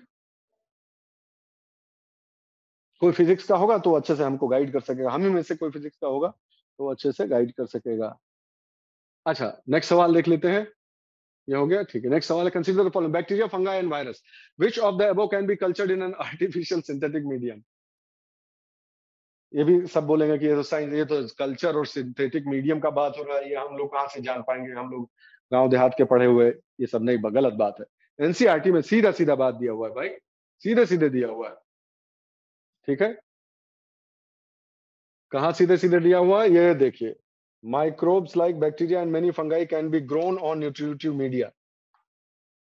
हो गया। मैं वो दोनों ग्रो कर सकते हैं, और नहीं कुछ नहीं आता है हमारा, तो इतना पैंडेमिक हो गया है आपके सामने। इतना तो आपको मालूम ही होगा कि वायरस जो है वो लिविंग होस्ट पर ही जिंदा रह सकता है, लिविंग सेल में ही। उसको इसीलिए इसको लेकर कितनी कंट्रोवर्सी है कि वायरस को लिविंग माना जाए कि नॉन लिविंग माना जाए, क्योंकि वो इनसाइड अ लिविंग होस्ट ही जिंदा रह सकता है, उसके बाहर वो डेड रहता है कि नहीं? तो नहीं ग्रो करता है, वही तो सारा गेम है। तो ये बेसिक सवाल है, एकदम बेसिक सवाल है। इसको ये मत बताएगा कि बहुत कठिन है, विज्ञान का सवाल है। Consider the following statements: adenoviruses, adenoviruses have single stranded DNA genomes, whereas retroviruses have double stranded DNA. कहीं कुछ दूर जाने की जरूरत नहीं है, फिर से एनसीईआरटी। एड्स जो है वो क्या लिखा हुआ, AIDS is caused by the human immuno फलाना था, it is a member of the group of viruses called retroviruses. क्यों और retro which have an envelope enclosing the RNA genome. Retrovirus में आरएनए होता है। गलत हो गया, तो एक तो गया। अब दूसरे का देख लीजिए, common cold is sometimes caused by adenoviruses, AIDS is caused by retrovirus. ये तो है ही, ये तो यही दिया हुआ है। अब कॉमन कोल्ड जो है वो एनसीईआरटी में दिया हुआ है कि राइनो वायरस से होता है, राइनो। राइनो का मतलब नोज होता है, वो राइनोसोरस बोलते हैं ना, गैंडे को, गैंडे का जो नाम होता है राइनोसोरस, तो वो नाक नकुआ में सींग निकला रहता है इस हिसाब से, तो राइनो का मतलब नोज होगा। तो नोज कॉमन कोल्ड का एसोसिएशन देने के लिए उसको राइनो वायरस बोल दिया गया। बहुत सारे हैं, 200 300 200 जैसे एजेंट आइडेंटिफाई किए जा चुके हैं, जो कि कॉमन कोल्ड एडेनोवायरस में भी समटाइम्स कॉज्ड बाय एडेनोवायरस, ये सही स्टेटमेंट है और ये आया हुआ है। ठीक है, न्यूज़पेपर में भी आया हुआ है, ये चीज आई हुई है। तो ये सवाल आप कम से कम 50% वही से एलिमिनेट हो जाता है। पर्माकल्चर आप सब जानते हैं कि जो है वो एक एग्रीकल्चरल टेक्नोलॉजी के बारे में जब बात होती है तो कितना बवाल हुआ है इस चीज पे कि ये पंजाब वाला जो था ना, कि जो गेहूं का जो गेहूं चावल इतना भी है, चावल की खेती में इतना सारा पानी जो है वो बर्बाद हुआ जा रहा है, और इसको बचाने के लिए हमको पर्माकल्चर करना चाहिए, करना चाहिए, उसी से संबंधित एक सवाल आया हुआ है। पाम ऑयल न्यूज में था, इसमें तो कोई दो राय ही नहीं है, इसमें तो आप बच ही नहीं सकते। पाम ऑयल जो है वो न्यूज में रहा है, क्यों? क्योंकि edible oil mission honourable prime minister ने हमारे जो है लॉन्च किया है। तो ये करंट अफेयर्स का सीधा सीधा जो है वो क्वेश्चन है। इसमें दिक्कत यही हो रही है बस कि सवाल जो उठ रहा है कि न्यूज आइटम में, हाँ, और इसमें है ये उमर उमैर अहमद का एक आर्टिकल है द हिंदू में जो आया हुआ है, सित, सितंबर 2021 का है, यानी एग्जाम से एक महीना पहले का ही है। और उससे, लेकिन ये फिर न्यूज में रहा होगा, मुझे जो इजीली मिल गया वो मैं इलस्ट्रेशन के लिए ले आया। उसमें ये सब भी दिया हुआ है कि पाम ऑयल दरअसल क्या दिक्कतें कर रहा है, उसकी वजह से क्या प्रॉब्लम आ रही है, और वो कहाँ का है। ठीक है, ये वाले क्वेश्चन का भी आंसर दिया हुआ है, इस आर्टिकल में लिखा हुआ है। द हिंदू के इस आर्टिकल में लिखा हुआ है कि ये पाम ऑयल आज से नहीं, पुरानी सभ्यताओं से जाना जाता है। अफ्रीका के फलाना फलाना फलाना जो सभ्यता थी, वहां से पाम ऑयल यूज होता है। तो ये यहाँ का नहीं है, एक गलत है इसमें। ठीक है, नेटिव ये जो है अफ्रीका का है, अफ्रीकन पाम है। With reference to the Indus river system, इसमें तो कुछ बोलने लायक ही नहीं, सब हमारे क्लास अपने साथ की पढ़ाई के डायरेक्ट क्वेश्चन हैं। आप जानते ही हैं कि जो है ये तीन नदियां जो है, झेलम, चिनाब और रावी, ये तीनों आके सतलज में मिले, एनसीईआरटी के सीधे जो है मैप से संबंधित है। इसमें तो कुछ कहने की आवश्यकता है नहीं। ठीक है, with reference to India, Didwana, Kuchaman, Sargol, आपको याद होगा, अगर लेक्चर आपको याद होंगे जो लोगों ने लिए थे, जब हम लोग राजस्थान की नदियों में के विषय में पढ़ रहे थे, लूनी लूनी नदी के बारे में जब हम लोग पढ़ रहे थे, तो सैलिनिटी ऑफ वाटर की बात आई थी, और उसमें फिर एक मैप मैंने मार्क करवाया था कि ये सब इंपॉर्टेंट साल्ट लेक्स हैं, इनको ध्यान रखिएगा कि ये सॉल्ट लेक्स का नाम है। तो आपको इसमें तो सिर्फ और सिर्फ इतना जानना था कि डीडवाना, कुचामन जो सबसे फेमस है, सलाइन लेक्स हैं सारी। ठीक है, तो इसमें तो कोई वही बात ही नहीं है।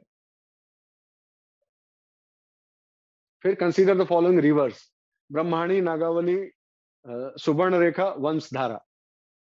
ये मेरे उस बिंदु को फिर से पुनर्स्थापित करता है आपके समक्ष, मेरे उस सिद्धांतिक पक्ष को, कि कई बार आप परीक्षक ऐसे प्रश्न पूछ रहे हैं कि किताब ने लाके आपको यहां तक छोड़ा है, अब इससे थोड़ा सा आगे आपने पढ़ा है कि नहीं। देखिए एग्जाम्पल, ये एनसीईआरटी का वही पेज है, रिवर्स वाला, ड्रेनेज वाला जो पेज है, देखिए आप खुद देख लीजिए। सुवर्ण रेखा, बैतरणी, ब्रह्माणी, वंशधारा, फलाना फलाना फलाना फलाना आर इंपॉर्टेंट रिवर्स, किधर कहां जाने वाली, ईस्ट फ्लोइंग, ये सारी ईस्ट फ्लोइंग इंपॉर्टेंट रिवर्स है। अब देखिए, अभी अपना ध्यान बटाइएगा मत, नहीं तो पढ़ते समय भी ध्यान आपका बट गया होगा। देखिए, what is it saying? Find out these rivers from the Atlas. NCERT ने एक टास्क दिया है आपको, जिसने वो टास्क पूरी की होगी उसका सवाल सही हो गया होगा, जिसने इसको छोड़ दिया होगा, जिसको ये लगा होगा कि ये रट लेता हूं और ये रट लेता हूं और इसको जाने दो, उसका सवाल शायद गलत हो गया हो। तो इस बात को ध्यान रखिएगा, ठीक है। अभी इंटेलिजेंट पढ़ाई की जरूरत है, और कम से कम वो तो करिए, ये जो किताब मैंने लिख के दिया है, वो एक्सरसाइज तो कर ही डाली। नेक्स्ट है, consider the following statements. The global ocean commission grants licence for, news based question है, कहीं ना कहीं न्यूज में आया होगा, और जो इंटरनेशनल वाटर्स के बारे में जब हम पढ़ाई करते हैं, कॉन्टिनेंटल शेल्फ, इंटरनेशनल वाटर्स, उससे संबंधित ये चीज है, और जो है वहीं से ये सवाल आया हुआ है सीधा सीधा, इसके लिए लॉजिक लगाने की आवश्यकता नहीं है। Among the following, which one is the least water efficient crop? ये भी आप जानते हैं, ब्लैक सॉइल वाले सवाल की तरह सीधा सीधा क्वेश्चन है, आपको वैसे ही मालूम होना चाहिए कि ये सब तो आपको याद होगा, हमने एग्रीकल्चर का जो डिस्कशन किया था उसमें सबको ध्यान होगा कि बिना पानी के उग जाने वाली फसलों में से ये मिलेट्स जो होती हैं, सोरगम, मिलेट्स, ये सब बहुत ड्राई लैंड फार्मिंग को भी सपोर्ट करते हैं। और ये भी उसी समय पढ़ा था कि चावल और गन्ना, इनको बहुत अधिक पानी की आवश्यकता होती है। तो हाँ, कुशाग्र आपने लिखा है Swarna Rekha is in Orissa, that's not the question. The question exactly is, my dear, where do they arise from? सवाल में पूछा गया है ईस्टर्न घाट से राइज करने वाली, वहां से निकलने वाली कौन कौन सी नदियां हैं। आप जब देखेंगे तो उनमें से कुछ नदियां झारखंड से शुरू होती हैं, जो ऑप्शन दिए हुए हैं। तो अगर एटलस पे काम किया होगा तो फिर आपको पता चल जाएगा कि नहीं, ये तो झारखंड से है, तो ये इसका ऑप्शन नहीं होगा। वंशधारा जो यहाँ से निकलती है, वहां से निकलती, ठीक है, तो तभी पता लगेगा, यानी वो काम करना पड़ेगा। वापस आते हैं इस पर। तो शुगर केन, गन्ना, आप जानते हैं कि वाटर जो है इंटेंसिव क्रॉप है, इसमें बहुत ज्यादा परेशान होने की जरूरत नहीं है। हमारे लेक्चर में इस पर बात भी हुई थी। क्वेश्चन 88 कहता है, consider the following statements in the tropical zone. ये लीजिए, फंसाया। जो ट्रॉपिकल जोन है, ये सवाल ध्यान से समझिए, हमारे लेक्चर से है ये। ट्रॉपिकल जोन जो होता है, यानी ट्रॉपिकल जोन मतलब अगर ये इक्वेटर है तो यहाँ इस वाले ये जो एरिया है, ये ट्रॉपिकल जोन हुआ, ठीक है। और ये जो एरिया है वो टेम्परेट हुआ, ठीक है। तो in the tropical zone western sections of the oceans, यानी जो वेस्टर्न सेक्शंस है ओशियन, अगर ये सागर मान लीजिए यहाँ अफ्रीका है और यहाँ अमेरिका है, ये जो बीच वाला हिस्सा है पैसिफिक ओशन का, इसका जो वेस्टर्न पोर्शन होगा वो वार्मर होता है, वो गर्म होता है। ईस्टर्न सेक्शन जो है वो ठंडे होते हैं। क्या यह बात सही है?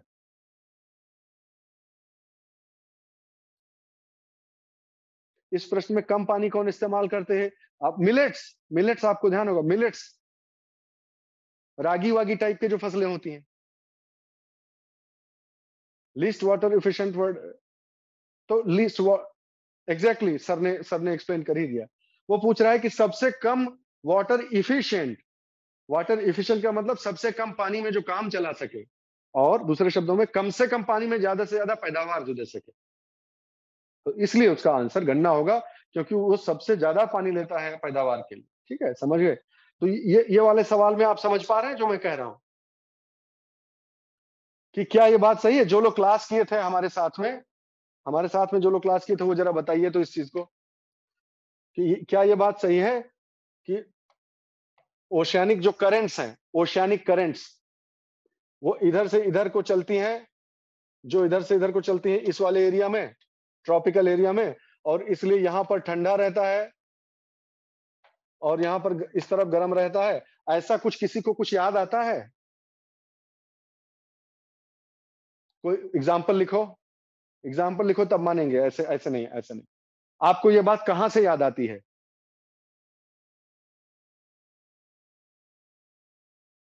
हमारे लेक्चर के कौन से पार्ट से ये बात आपको याद आती है? आप मुझे वो उस घटना विशेष का नाम लिख कर देंगे तब। Exactly Abhishek, very well done, yes absolutely right. हाँ, पेरू के तट पर एल निनो और ला निनो जब पढ़ रहे थे, तब यही बात हो रही थी कि इधर, हाँ, वो हवा पे था, अनिरुद्ध, आपको याद होगा। हाँ, एकदम सही, एकदम सही, कि इधर ये जो पेरू का तट है, नॉर्मली यहाँ ठंडी धारा हम्बोल्ट करंट चलती है, और जब पलट जाता है मामला तो गर्म ठंडा उल्टा हो जाता है, क्योंकि ट्रेड विंड्स जो है, ये भी ध्यान आया होगा, ऐसे जो सर्कल, एक साइकिल सर्कुलेशन बना के दिखाया था कि जब ये चीज पलट जाती है तब जो है वो एल नीनो हो जाता है। याद आ गया? तो अगर खाली इतना भी मालूम हो कि आपको तुरंत पता चल जाएगा, इस चीज तुरंत आपको याद आ जाएगा, है ना? और नहीं भी आता है तो देखिए, अगर नहीं भी आता है, एनसीईआरटी में भी हल्की सी उसकी चर्चा की गई है, और इसमें तो एकदम साफ-साफ है, आप खुद ही पढ़ लीजिए। ये जीसी लियोंग साहब की किताब से लिया गया है, सिर्फ और सिर्फ आपको बताने के पर्पस के लिए। फिजिकल ज्योग्राफी, आप जानते हैं कि इसका सब निचोड़ आपको मुख्य-मुख्य जो पार्ट है, जितना भी कम समय मिला हमको परिस्थितियों के कारण, लेकिन मुख्य-मुख्य आपको करवा दिए गए थे सारे, जो लोग हमारे साथ थे। जीसी लियोंग साहब की किताब में मैं पढ़ के सुनाता हूँ, अगर आपको नहीं दिख रहा हो तो। Between the equator and the tropics below the trade winds, which move equatorial waters polewards and westwards. Equatorial waters को westwards ले आते हैं and warm the eastern coast of the continents. ठीक है? और नीचे जो है टेम्परेट जोन का अलग से दिया हुआ है। तो सीधा सीधा सवाल पूछा गया उससे। आगे जल्दी से बढ़ जाइए। 89 क्वेश्चन में इंफॉर्मेशन बेस्ड क्वेश्चन है, न्यूज बेस्ड क्वेश्चन है, आपने जरूर पढ़ा होगा। इंडिया की जो प्रिपरेशन है क्लाइमेट स्मार्ट एग्रीकल्चर के लिए, उसके बारे में आपसे पूछा गया है। ठीक है? न्यूज बेस्ड क्वेश्चन पे मैं दिमाग नहीं लगाना चाहता, वो आप करंट अफेयर्स आपको फॉलो करना पड़ेगा। उसमें से आधे भी सवाल सही हो गए तो आप you will be very at very good position. Leaf litre decomposes faster, सुनिए ध्यान से। कह रहा है कि ये ऐसे जोन की बात कर रहे हैं जहां पत्तियां जो होती हैं जब झड़ के नीचे गिरती हैं तो सड़ना गलना उनका बड़ा तेजी से होता है, जल्दी से। इतने ज्यादा माइक्रोब्स हैं कि फटाफट उस पर एक्शन किए, ऐसी कंडीशंस टेम्परेचर और ह्यूमिडिटी के, फटाफट सड़ गल के खत्म, सब जल्दी से जो है समाप्त हो जाता है। ठीक है? As a result soil surface is almost bare, इसलिए नीचे आप देखेंगे तो आपको बढ़िया साफ सुथरा जमीन सरफेस दिखाई पड़ेगा। Apart from trees vegetation is largely composed of plant form, कि पेड़ तो होते ही हैं, वृक्ष तो होते ही हैं, आपको इमेजिन चीजें करना पड़ेगी ना, कि ये कहता है कि अपार्ट फ्रॉम ट्रीज, ट्रीज के साथ साथ क्लाइंबिंग द ट्रीज और ग्रोइंग एज एपिफाइट्स, कुछ ऐसे भी होते हैं जो जो इस पे पौधे पे जो है वो चढ़ जाते हैं, ऐसे इसके चारों ओर चढ़ जाएंगे और इस प्रकार से अपना। तो अभी हम क्या बात कर रहे थे, हमने अपने लेक्चर्स वगैरह में और आपसे डिस्कशन में यही सब तो बातें की हैं कि जल्दी से जो है, जहां टेम्परेचर हाई हो, इस लाइन से क्या पता चलता है, टेम्परेचर हाई, टेम्परेचर जो है वो ठीक ठाक है, ह्यूमिडिटी बहुत ज्यादा है, ठीक है वहां पर, और कंपटीशन बहुत ज्यादा है। ये सब किसके कैरेक्टर्स हैं? हमको मान लो और कुछ नहीं आता है, ट्रॉपिकल रेन फॉरेस्ट का कैरेक्टर है ये सब, तो आप सब जानते ही हैं। ये तो अभी तो बात हो रही थी जब हम दूसरा वाला चीज एग्जांपल दे रहे थे, तो ठीक है, ध्यान रखेंगे। वैसे ये पर्पस यहाँ बताने का नहीं है, लेकिन बता देता हूँ। Cuscuta is not an example, okay. Cuscuta reflexa is a total obligate parasite, अमर बेल बोलते हैं जिसे, उसकी बात यहाँ नहीं हो रही है। ये दूसरे तरह के जो लताएं चढ़ जाती हैं ऊपर और फिर जाकर अपना वहां सनलाइट किसी तरह से प्राप्त करती हैं, जो इससे सिर्फ आसरा लेती हैं। ध्यान रखिएगा, दोनों में अंतर यही है। सिर्फ जो आसरा ले, भोजन नहीं, सिर्फ आसरा ले पेड़ का, वो एपिफाइट्स होते हैं। ठीक है? लताएं, हाँ ठीक है, कोई बात नहीं, ये अभी का टॉपिक नहीं है बताने का, अभी टाइम। मैं बता रहा हूं कि ये सवाल देखिए कहां से पूछा है। ये पूरी लैंग्वेज कहीं से उठाई गई है।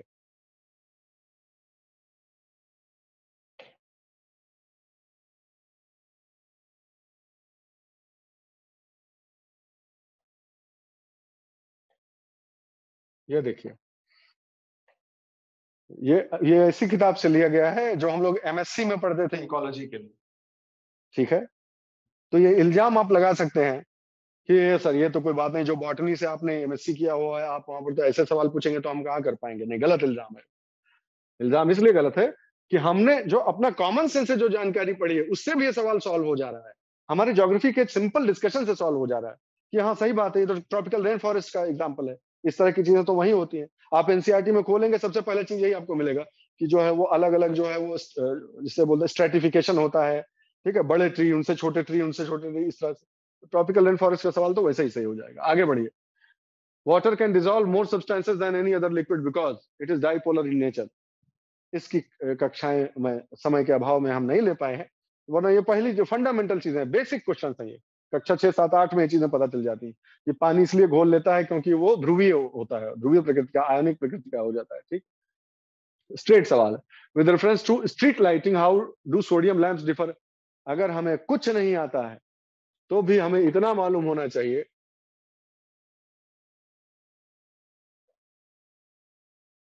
सोडियम लैंप का लाइफ एलईडी से ज्यादा होता है। हम और कुछ नहीं जानते हैं, चलो नहीं पढ़ पाए किसी कारण से, लेकिन ये बताइए कि इसका जो है वो एलईडी का लाइफ स्पैन ज्यादा होता है कि किस सोडियम लैंप का ज्यादा होता है? कॉमन सेंस से आप इसको लगा सकते हैं, जनरल जनरल नॉलेज है ये, जनरल नॉलेज से आप इसको कह सकते हैं कि नहीं, ये दो ही नंबर तो जो है वो गलत लग रहा है। ठीक है। Sodium light in 360 degrees, but it is not so in the case of LED lamps. The spectrum of visible light from sodium lamps is almost monochromatic, while LED lamps offer significant color advantages in street light. LED का light का colour और sodium light का colour जो है वो आप देख लीजिए। और मैं तो ये कहूंगा भाई, देखिए, टू बी वेरी ऑनेस्ट, ये सब टेक्नोलॉजीज के क्वेश्चन है, टेक्नोलॉजी बेस्ड क्वेश्चन है ना। तो एलईडी का आविष्कार जब हुआ, उसके बाद एलईडी ने अपने पुराने प्रीडिसेसर जो थे उनके कंपैरिजन में क्या क्या एडवांटेजेस दिए। अगर टेक्नोलॉजी के चैप्टर में, टेक्नोलॉजी के पार्ट के रूप में आप ये नहीं पढ़ रहे हैं, then you need to improvise on your study. तो कवरेज ही नहीं कर रहे हैं आप, तो गड़बड़ है फिर। तो एलईडी इतनी बड़ी टेक्नोलॉजी आई है, उसके बारे में 360 डिग्री आपको पढ़ना ही पड़ेगा। कम से कम एलिमिनेशन की बात है तो पॉइंट नंबर 2 कॉमन सेंस से भी एलिमिनेट हो सकता है। That's my point. As to current affairs का सीधा क्वेश्चन है, सीधा क्वेश्चन है करंट अफेयर्स का। इसी पैंडेमिक के दौरान न्यूज में रहा है। इसमें पहली ही चीज, how women are protected by protein that lets in corona virus. ठीक है। उसी न्यूज आइटम में सीधा सीधा जो सवाल है वो यहाँ पर लिखा भी हुआ है। पहला लाइन इस न्यूज का यही है, the human enzyme as to. तो कुछ जो नोवेल कोरोना वायरस के प्रति कुछ महिलाओं में और उनमें जो है वो थोड़ा सा रेजिस्टेंस ज्यादा पाई गई, इम्यूनिटी रेजिस्टेंस ज्यादा पाएगा। तो पता चला कि ये उसका कारण है। बहुत न्यूज में हो हल्ला हुआ था इसका कि क्या ये जेंडर, किसी पर्टिकुलर जेंडर में जो है वो कम मॉर्टेलिटी हो रही है, जो मेल्स हैं वो ज्यादा मॉर्टेलिटी उनमें ज्यादा हो रही है। सुना होगा आपने, ये न्यूज भी आई थी। उसी ये एज टू जो है वो उसी से संबंधित। बीपीए तो आप सब जानते ही होंगे। तो मैं कहता हूँ बहुत सीधे सीधे सवाल आए एक्चुअली। हाँ, बायोस्फिनॉल ए तो सबने सुना होगा।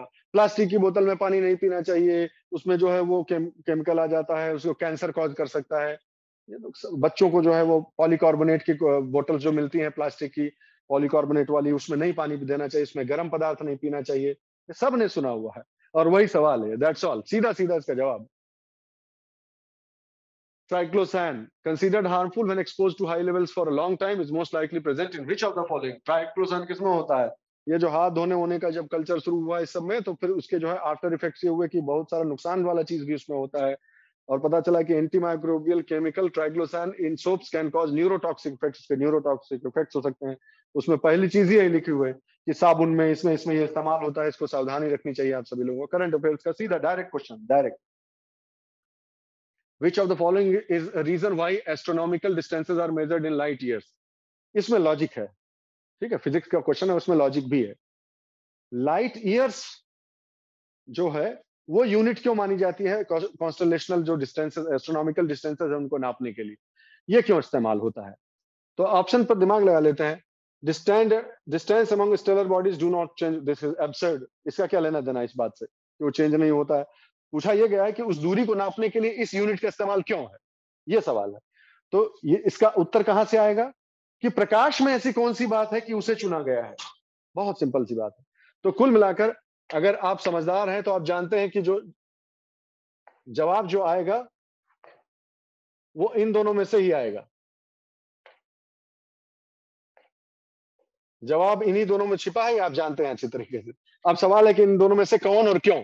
Light always travels in straight line, ये एकदम सीधा करती है, इसलिए इसको डिस्टेंस का मानक लिया गया है, ये सही है। या speed of light is always the same, ये एक ऐसी चीज है जो कभी बदलेगी नहीं। ये जो constant, what is the constant? अब आप जानते हैं कि कौन सी लाइट का कौन सा क्वालिटी है जो कांस्टेंट है? That's the speed, and that is why it is reliable, and that is why distance can be reliably measured always irrespective of anything else. ये चीज है वो कांस्टेंट रहेगी। और इसलिए इसको नहीं भी फिर इसको कहीं पढ़ा है तो ये कॉमन सेंस से, जनरल साइंटिफिक टेम्पर अंडरस्टैंडिंग से किया जा सकता है। I can understand. बिल्कुल बिल्कुल वो है भी। और जो है आप अगर इसको इस नजरिए से नहीं देखेंगे, थोड़ा लॉजिकली नहीं अप्रोच करेंगे, तो आपको लगेगा ये कहाँ से पूछ लिया। तो ये सारे सवाल हैं। एक चीज लास्ट और को आपको मैं बताना चाहता हूं बस, उसके बाद फिर हम ब्रेक लेते हैं। वो चीज ये है कि मैंने इस चीज का भी थोड़ा सा विश्लेषण करने की कोशिश की कि वो सारे जो 100 सवाल हैं उसमें किस तरह के कौन से सवाल हैं। तो मैंने पाया दोस्तों कि 39 39-40 क्वेश्चन जो है वो ऐसे हैं जो स्ट्रेट हैं, सीधा सीधा है, यानी उनमें ऑप्शन ABCD दिया हुआ है। 40 क्वेश्चन के करीब ऐसे आए हैं। 14 क्वेश्चन ऐसे आए, 14-15 क्वेश्चन जिनमें 1 और 2 वाला है। ये बड़ा खतरनाक होता है नहीं?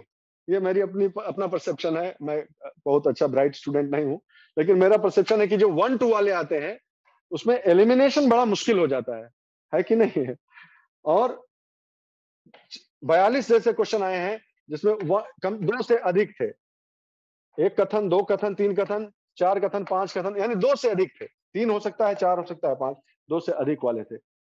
ये बात सिर्फ इसलिए बता रहा हूं कि ये बात भी आप जाने रहिए कि किस प्रकार के क्वेश्चंस में एलिमिनेशन पॉसिबल है और कहां पर डिफिकल्टी होने वाली है। तो जहां पे डिफिकल्टी होने वाली है, एक only one, only two, 1 and 2 both, neither one nor two, इस तरह का जब आएगा तो बिल्कुल बिल्कुल उसमें दिक्कत होगी। यस। तो इस बात को जाने रहिएगा कि 1 and 2 जो है, लेकिन फिर भी आप देखिए ना कितने सवाल उससे पूछे गए, सिर्फ 14 सवाल। इस प्रकार के सिर्फ 14 क्वेश्चन है।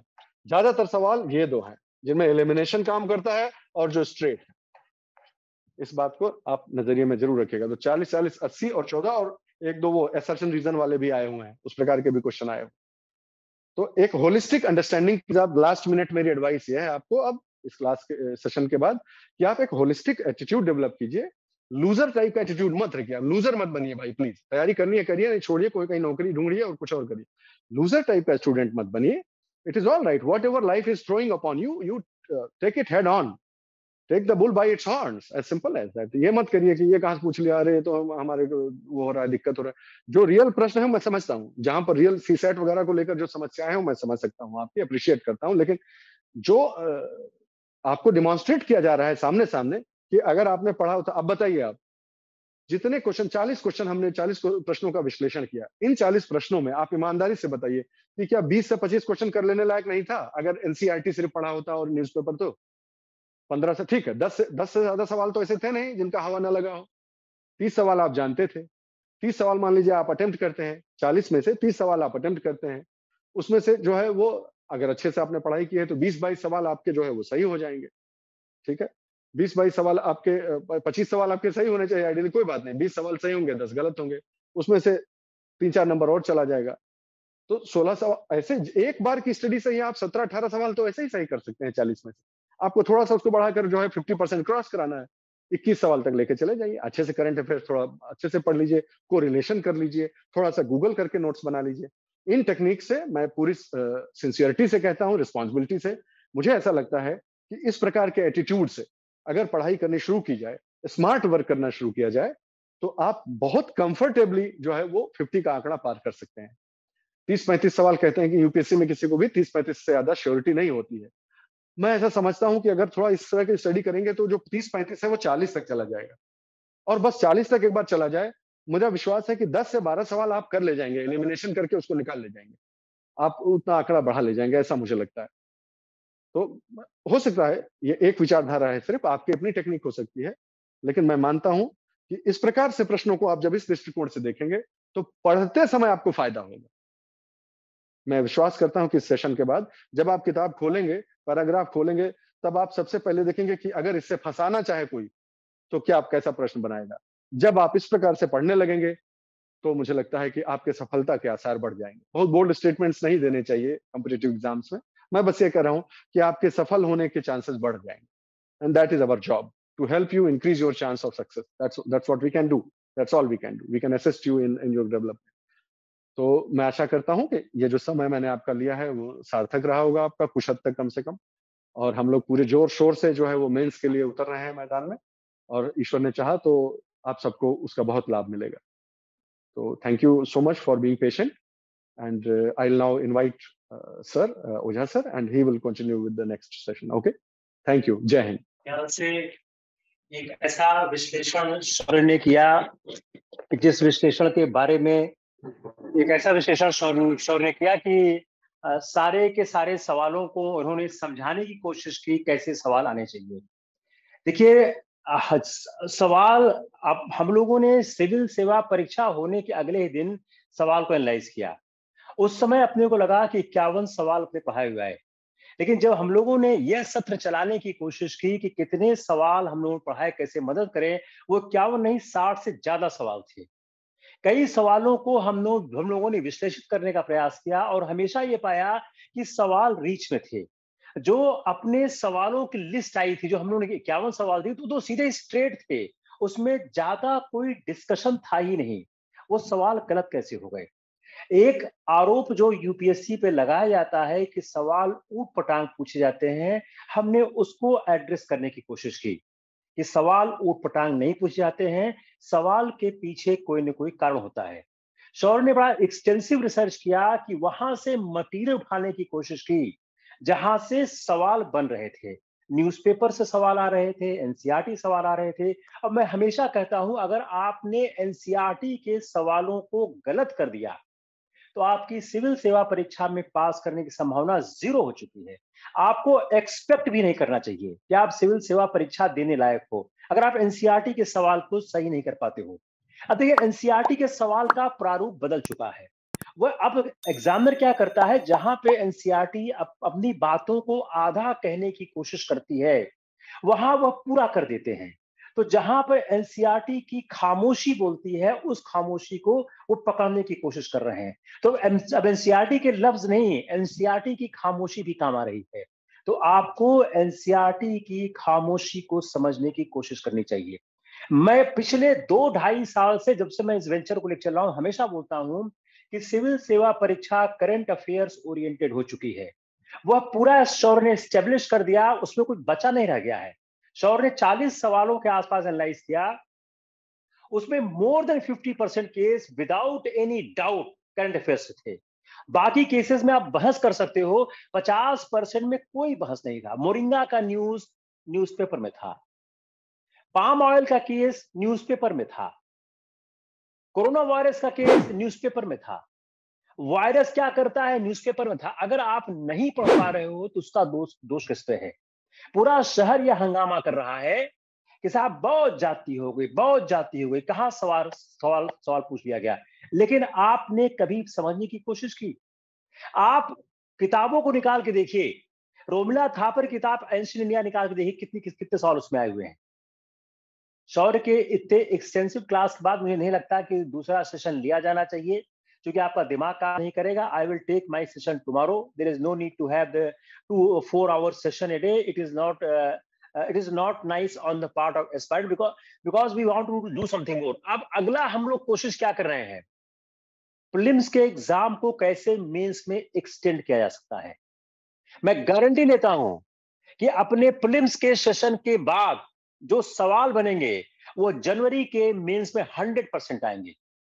जैसे मैंने आपसे कहा था कि पिछले सालों के सवाल मेंस के प्रीलिम्स के, वह सिविल सेवा के प्रारंभिक परीक्षा में आते हैं। मैं फिर कह रहा हूं, सिविल सेवा 2021 के प्रीलिम्स से जनरेटेड सवाल 2021 के मेंस में आने वाले हैं। I will try to prove you. आप पिछले 5, 7, 8 सालों का पेपर देखिए, सवाल एक ही तरह के हैं, सवालों का डायनेमिक्स चेंज हो जाता है, सवालों की लैंग्वेज चेंज हो, सवालों का कंटेंट चेंज हो जाता है। एक सवाल सोर्स से आता ही आता है। अब सोर्स आप एनालाइज करिए, 7-8 तरह के सोर्स है, ज्यादा है नहीं। लिखना कितना है, 250, 150। कोई आपको किताब नहीं भरनी है। हर सवाल में 4 से 5 पॉइंट होते हैं, उससे ज्यादा नहीं होते हैं। 150 शब्द में 4 से 5 पॉइंट और 250 में 6, 7, 8 पॉइंट, इससे ज्यादा पॉइंट नहीं होते हैं। लेकिन हम उस तरह से तैयार करने की कोशिश नहीं करते। विजयनगर साम्राज्य का सवाल, पॉलिटी का सवाल, मॉडर्न इंडिया का सवाल, ये सारे सवाल मेंस में आने की हैसियत रखते हैं। आप देखिए, 1919 का एक्ट, 1935 का एक्ट, दोनों आपके सवाल में है। आप जरा पेपर खोल के देखिए, प्रीलिम्स का मेंस का, कितनी बार ये पूछा गया है। 1939 से 1942 के बीच का सवाल आपका आपका हिस्ट्री का है, मॉडर्न इंडिया का। आप मेंस का प्रीलिम्स का पेपर खोल के देखिए, कितनी बार पूछे गए हैं। A number of times these question has been asked. हमारे साथ दिक्कत क्या है, हम सोते रहते हैं और हम एक ट्रेडिशनल पढ़ाई पढ़ने की कोशिश करते हैं। वो बेवकूफी की पढ़ाई होती है कि हम किताब खोल के पढ़ने लगते हैं। किताब खोल के मत पढ़िए, आप किताब को फोकस्ड होकर पढ़ने की कोशिश करिए। आप देखिए कैसे पढ़ना है। जो ट्रेडिशनल पढ़ाई होती है उसमें क्या होता है, आपने इतिहास निकाला पढ़ना शुरू कर दिया, पॉलिटी निकाला पढ़ना शुरू कर दिया, ज्योग्राफी निकाला पढ़ना शुरू कर दिया, उससे अब सिविल सेवा परीक्षा नहीं हो सकती है। It is impossible to crack this examination. अब शुगर केन फार्मिंग का पूरा सवाल पढ़ाया गया था। क्यों पढ़ाया गया था? जब एमएसपी का हंगामा चल रहा था, उस समय शुगर की बात शुरू हुई थी कि जिस तरह से एमएसपी में सपोर्ट प्राइस है वैसे शुगर में किस तरह से है। और हंगामा चल रहा था कि चावल और गन्ना दोनों बहुत पानी पीते हैं, और दोनों ने पंजाब की और वेस्टर्न उत्तर प्रदेश की पूरी जो ग्राउंड वाटर लेवल है खराब कर दिया है। तीसरा हंगामा क्या चला था कि जो उनको हम सब्सिडी देते हैं इलेक्ट्रिसिटी की, इलेक्ट्रिसिटी सब खा जाते हैं, इसलिए इलेक्ट्रिसिटी की सब्सिडी बंद की जाए, डायरेक्ट कैश बेनिफिट ट्रांसफर किया जाए। ये सवाल पूछने में क्या गलत है मेरे को? क्या क्या क्या क्राइम कर दिया एग्जामिनर ने? क्यों नहीं पूछेगा? पाम ऑयल पे पूरा लेक्चर दिया था मैंने। पाम ऑयल पे कितना हंगामा हुआ था कि पाम ऑयल नॉर्थ ईस्ट में होता है कि ऑस्ट्रेलिया में होता है कि अंडमान में होता है। याद करिए, ये एक पूरा इशू डिस्कस हुआ था। अगर आप इसके बाद भी नहीं पास कर पाते हैं तो क्या किया सकता है आप? मैं इस बात को मैं बार बार कहता हूं, कोई भी एग्जाम हो, आईएएस का हो, पीसीएस का हो, पास करने भारे का कर पाने का मटेरियल मार्गदर्शन के लेक्चर में अवेलेबल है। कोई एग्जाम हो, यूपी पीसीएस हो, एमपी पीसीएस हो, राजस्थान पीसीएस हो, आईएएस हो, कोई एग्जाम हो, आप मुझे बताइए कि पास कैसे नहीं कर सकते हैं। लेकिन आपको पढ़ना पड़ेगा। पास होना 50-60% ही होता है, कोई 90% ही लाना होता है। ज्यादा मार्क्स का संघर्ष जो है मेंस में है, प्री में सिर्फ पास करना है। इथेनॉल के क्लास में कितना लंबा डिस्कशन हुआ था, a long discussion on ethanol class.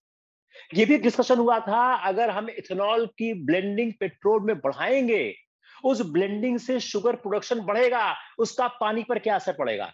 अगर इतनी चीजें आपसे कैच नहीं हो पाई हैं तो उसका जिम्मेदारी किसके पास है? Who is responsible for that? जब तक हम लोग अपनी सोच को नहीं बदलेंगे, जब तक हम लोग अपने को नए ढंग से पढ़ने की कोशिश नहीं करेंगे, तब तक सफल नहीं होंगे। देखिए 2021 के अक्टूबर, 2022 के जून में कोई लंबा गैप नहीं है, बहुत छोटा गैप है। आप हमारे साथ मेंस की तैयारी करें, हम लोग मेंस तैयारी कर रहे हैं, 15 दिसंबर तक मेंस का कोर्स कंप्लीट करेंगे। मैं फिर बोलता हूं, यूपीएससी चाहे जैसा पेपर बनाए, एक सब्सटेंशियल पार्ट जरूर मिलेगा, 100% मिलेगा। उसका रीजन क्या है? अपने को समझ है सवाल कैसे आते हैं, सवाल किस तरह से आते हैं, सवाल कैसे बन सकते हैं, सवाल कैसे घूमते हैं। अपने पास 4-5 ऐसे एस्पायरेंट हैं जिन्होंने इंटरव्यू दिया है। I want to involve them in the question making process. कि आप क्वेश्चन बनाने की कोशिश करें, क्वेश्चन देखने की कोशिश करें, शायद एक बेहतर हालात हो पाएंगे। जो एक ट्रेडिशनल किताबें हैं वह आउटडेटेड हो रही हैं, इसमें कोई दो राय बात नहीं है। लेकिन इसका मतलब नहीं कि आप उन किताबों को न पढ़ें। अगर आपने ट्रेडिशनल किताबों का सवाल गलत कर दिया, तब तो आप पास नहीं करोगे। जो 4-5 ट्रेडिशनल किताबें हैं उसको छोड़ना नहीं, पढ़ना ही पढ़ना है उसको। लेकिन साथ में मैं कॉशन दे रहा हूं, उस ट्रेडिशनल किताबों सवाल बहुत कम आ रहे हैं। मान लो 4 ही सवाल आते हैं, वो सही होने चाहिए। एनसीईआरटी से 3 सवाल आते हैं, सही होने चाहिए, वो सवाल नहीं गलत होने चाहिए। रोमिला थापर का किताब से 2 सवाल आता है, सही होना चाहिए। लक्ष्मीकांत की किताब सवाल हो, सही होना चाहिए।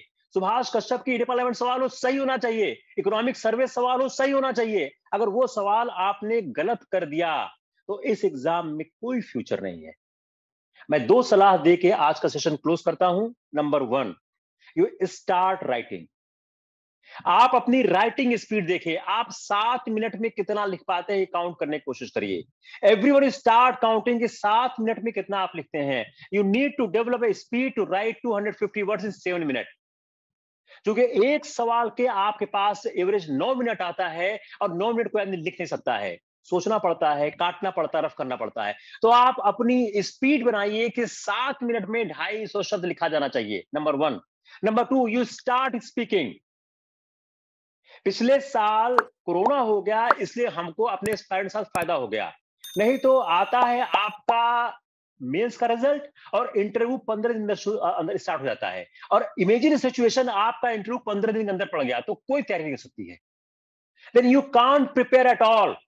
Therefore, you start preparing for the interview also just right now. मार्गदर्शन की जो फिलॉसफी है कि इंटरव्यू प्रीलिम्स और मेंस एक साथ करने की, उस फिलॉसफी को आप लोग फॉलो करिए। अगर आप हमारी मेंटरशिप में काम कर रहे हैं, अगर आप किसी और की मेंटरशिप काम कर रहे हैं, तो इट्स आपका ये अधिकार है, आपका ये चुनाव है। बार बार हमने कहा है आप बेसिक किताबों को पढ़े, एडवांस किताब हमको पढ़ने दें। मैं कभी आपको एडवांस किताब में उलझाता ही नहीं हूं। मैंने कभी नहीं कहा आप एडवांस किताब पढ़िए। शौर ने भी आपको जीसी लियोन किताब का नाम रिकमेंड बताया, ये नहीं कहा आप किताब पढ़िए। He has not said this. उन्होंने बोला इस किताब को पढ़े बगैर भी सवाल सही हो सकता था। किसी भी आम स्टूडेंट को जीसी लियोन नहीं पढ़ना चाहिए। किसी भी आम स्टूडेंट को इतिहास में भारतीय विद्यावन सीरीज नहीं पढ़नी चाहिए। किसी भी आम स्टूडेंट को पॉलिटी में एमपी जैन नहीं पढ़ना चाहिए, क्योंकि आपके समझ में नहीं आएगा, वो आपके समझ की बाहर है। Let me read it. आपका जो लेक्चर है इन सारी किताबों से भरा पड़ा है, आप सिर्फ लेक्चर सुने। मैं बार बार इसको रिपीट करता हूं, आप बेसिक किताब पढ़ें और लेक्चर पे आप पूरी तरह से आप रिलाई करें। आप मार्गदर्शन का मॉक टेस्ट देखें, 10 से ज्यादा सवाल तो मॉक टेस्ट से थे।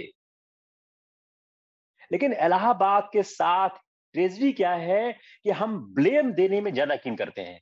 हर आदमी हल्का हंगामा है, सब हिंदी माध्यम के हैं।